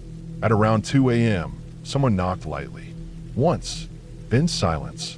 That was worse than the door trying to open. It was soft like a taunt. My heart was pounding so hard I thought I'd pass out. The police finally came around 3:30 a.m. Two of them. They looked sleepy and disinterested. We explained everything, showed them the door, the marks from the struggle. They nodded a lot, but their faces said they didn't care. They didn't even ask the hotel staff any questions. Just told us to stay alert and left. We packed our stuff before sunrise. As we were checking out, the same boy was at the counter. He smiled when we handed over the key.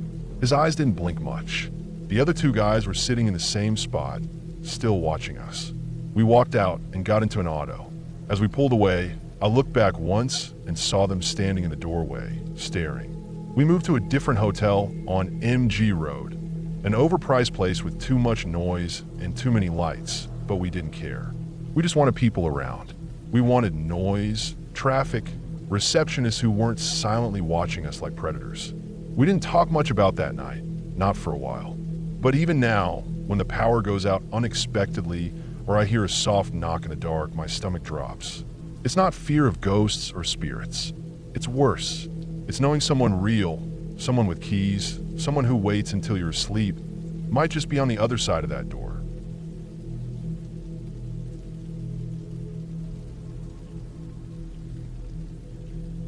I was 15 at the time, still living with my parents in the house I'd grown up in. We had a finished basement, and since I was getting older and wanted more privacy, my parents let me move my bed and stuff down there. It wasn't anything fancy, just a converted room with a small bed, a nightstand, a worn-out couch, and my desk tucked into a corner. The whole room had this weird layout. Part of it was kind of tucked behind a wall near the staircase, so if someone was sitting on the couch, I wouldn't see them unless I sat up or leaned out a bit. That detail would matter later. It was around 3 in the morning. I'd taken my usual sleeping meds around midnight and had passed out hard.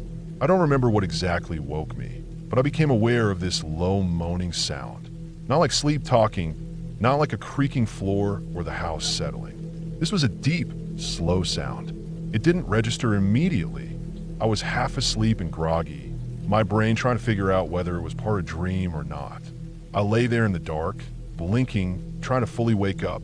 The sound wasn't stopping. It wasn't rhythmic or predictable, just these strange moans, like someone in pain or distress.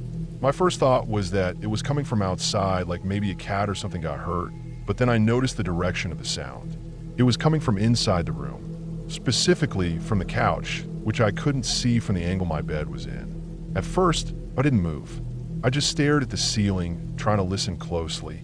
The meds were still fogging my head, and I felt frozen like my limbs hadn't caught up to my brain. I was confused more than scared.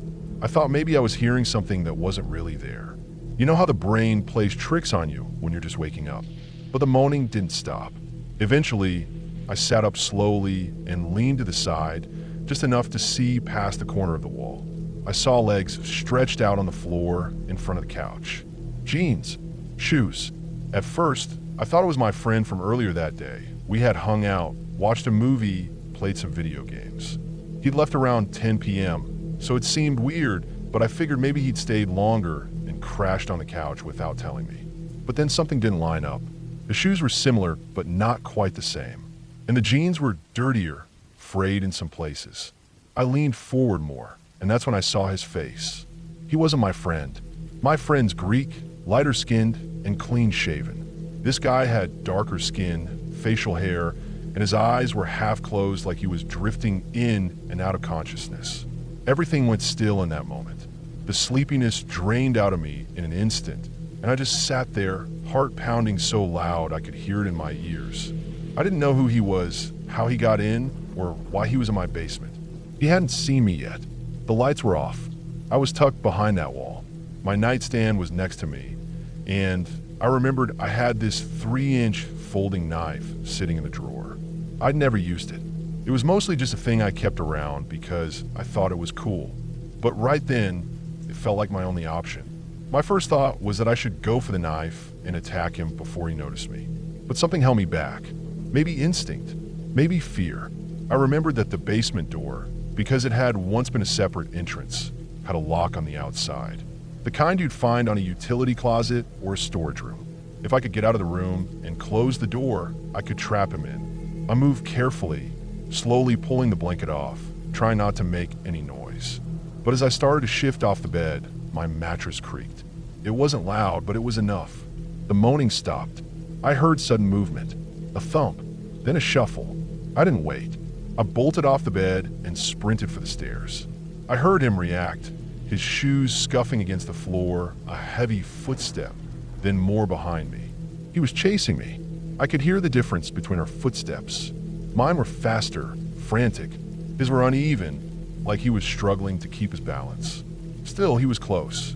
I hit the stairs, took them two at a time, and slammed the door shut behind me just as he lunged. I twisted the lock on the outside and heard the knob rattle almost immediately.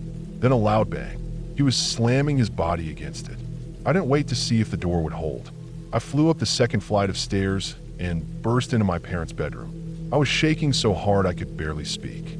I tried to tell them what had happened, but they thought I was having a nightmare. They were half asleep and confused. I kept trying to explain it, but I could tell they weren't fully believing me. Still, my dad got up, muttering about checking things out. My mom followed behind. As we got to the main floor, approaching the basement door, there was a loud cracking sound. Something heavy slammed into the door from inside. A second later, the edge of a 10-pound dumbbell broke through the wood near the handle. That's when everything changed. My mom gasped and stumbled back. My dad turned and yelled at me to call the police.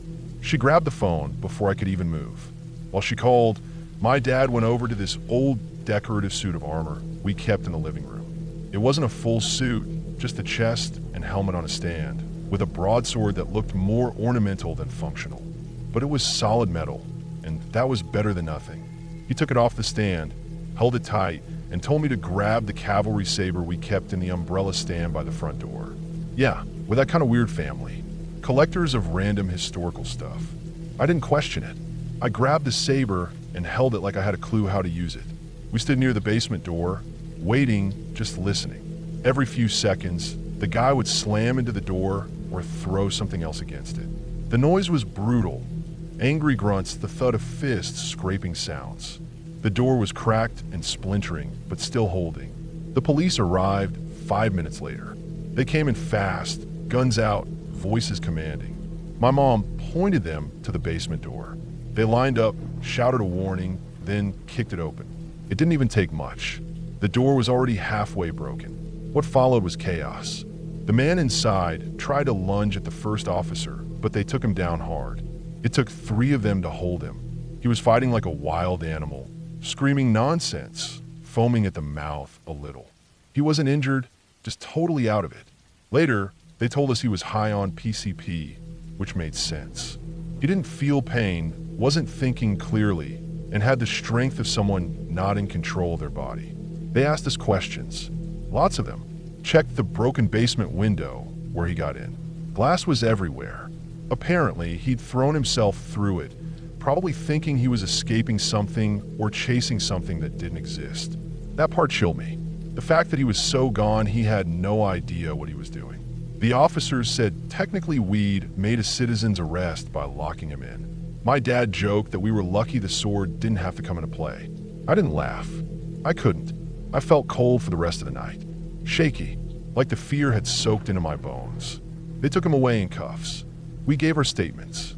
I went to sleep on the couch upstairs, lights on. My parents stayed up the rest of the night. We had a guy come board up the broken window the next day, and we replaced the basement door with something stronger. I didn't sleep downstairs again after that. Moved my stuff back into my old room within a week. For a while, I kept thinking about what would have happened if I hadn't woken up, or if I hadn't gotten to the door in time. If I tried to fight him with that little knife. Or worse, if he'd found me before I found him. That thought stuck with me. I never knew his name. Never saw him again. Just a stranger in the night, high on drugs, breaking into the wrong house at the wrong time. And I just happened to be the one sleeping 10 feet away.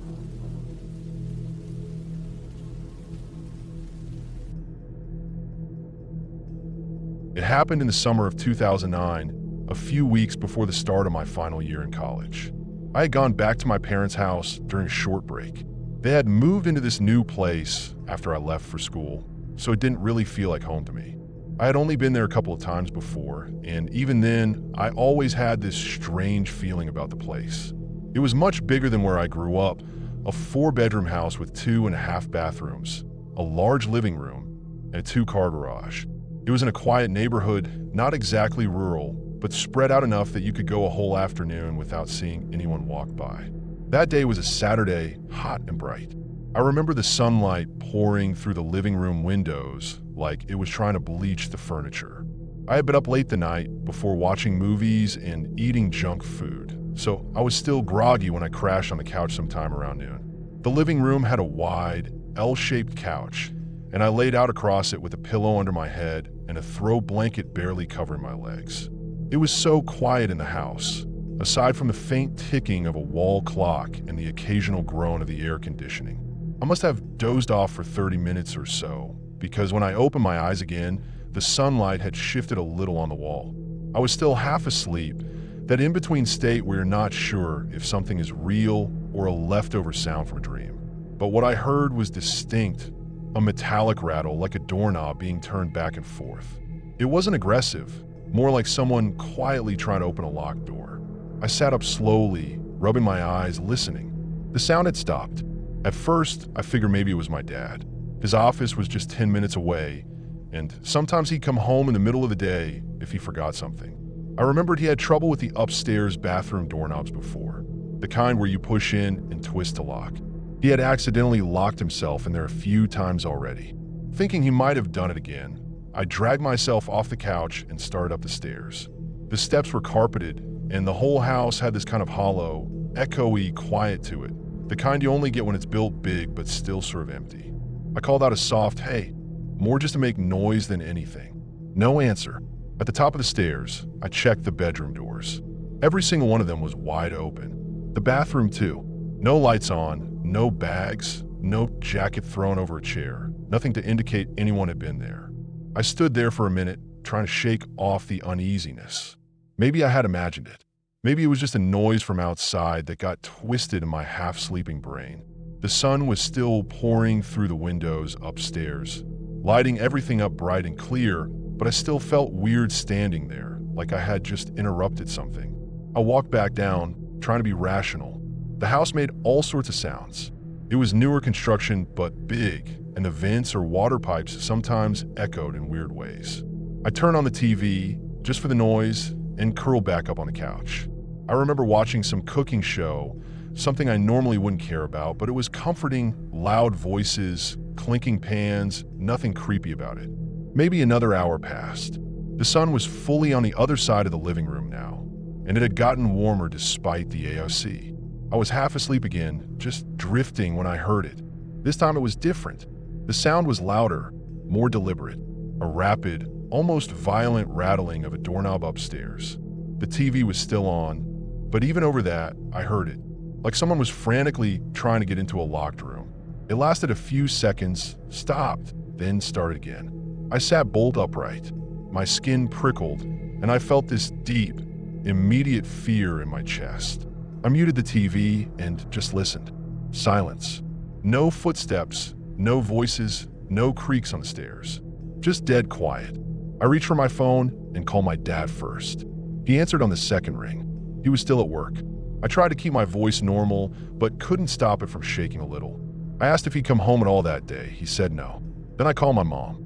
She was at her office too, had been there all morning. I didn't say much, just that I was checking in. I sat on the couch, staring at the staircase. Every instinct I had was screaming to get out of the house. I thought about going upstairs to check again, just to prove to myself that I wasn't losing it. But I couldn't move. The air in the room felt heavy, not hot exactly, but like something was pushing down on me.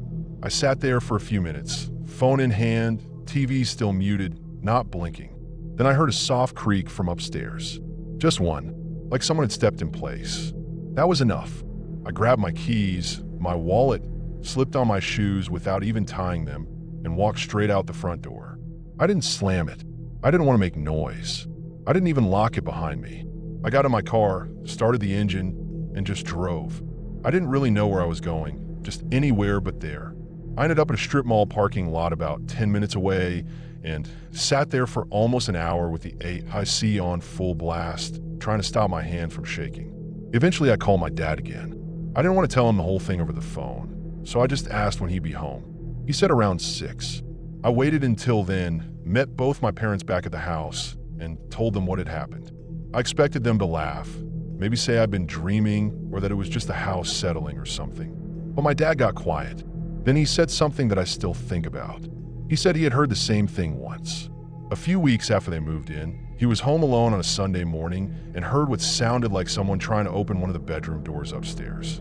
He thought maybe a window was open and the wind had caught the door somehow, but when he went up, every window was shut.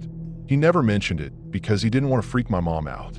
My mom didn't say anything for a while, then told us both that sometimes when she was home alone, she'd get this weird feeling that someone was walking around upstairs. She never heard anything, just felt it. Nothing ever actually happened, nothing concrete. No missing items, no damage, no proof of anyone ever being inside. But all three of us had felt it, heard it in different ways. After that, I never stayed alone in that house again. Even years later, when they eventually sold it and moved again, I still remember the way it felt in there. Not haunted, not evil, just wrong, in some subtle way that made your body tense and your brain alert without knowing why. To this day, that was the only time I ever ran out of a house in broad daylight, in the middle of a hot summer afternoon, heart pounding like I'd seen something truly terrifying, when all I heard was the rattle of a doorknob behind a locked door that didn't exist.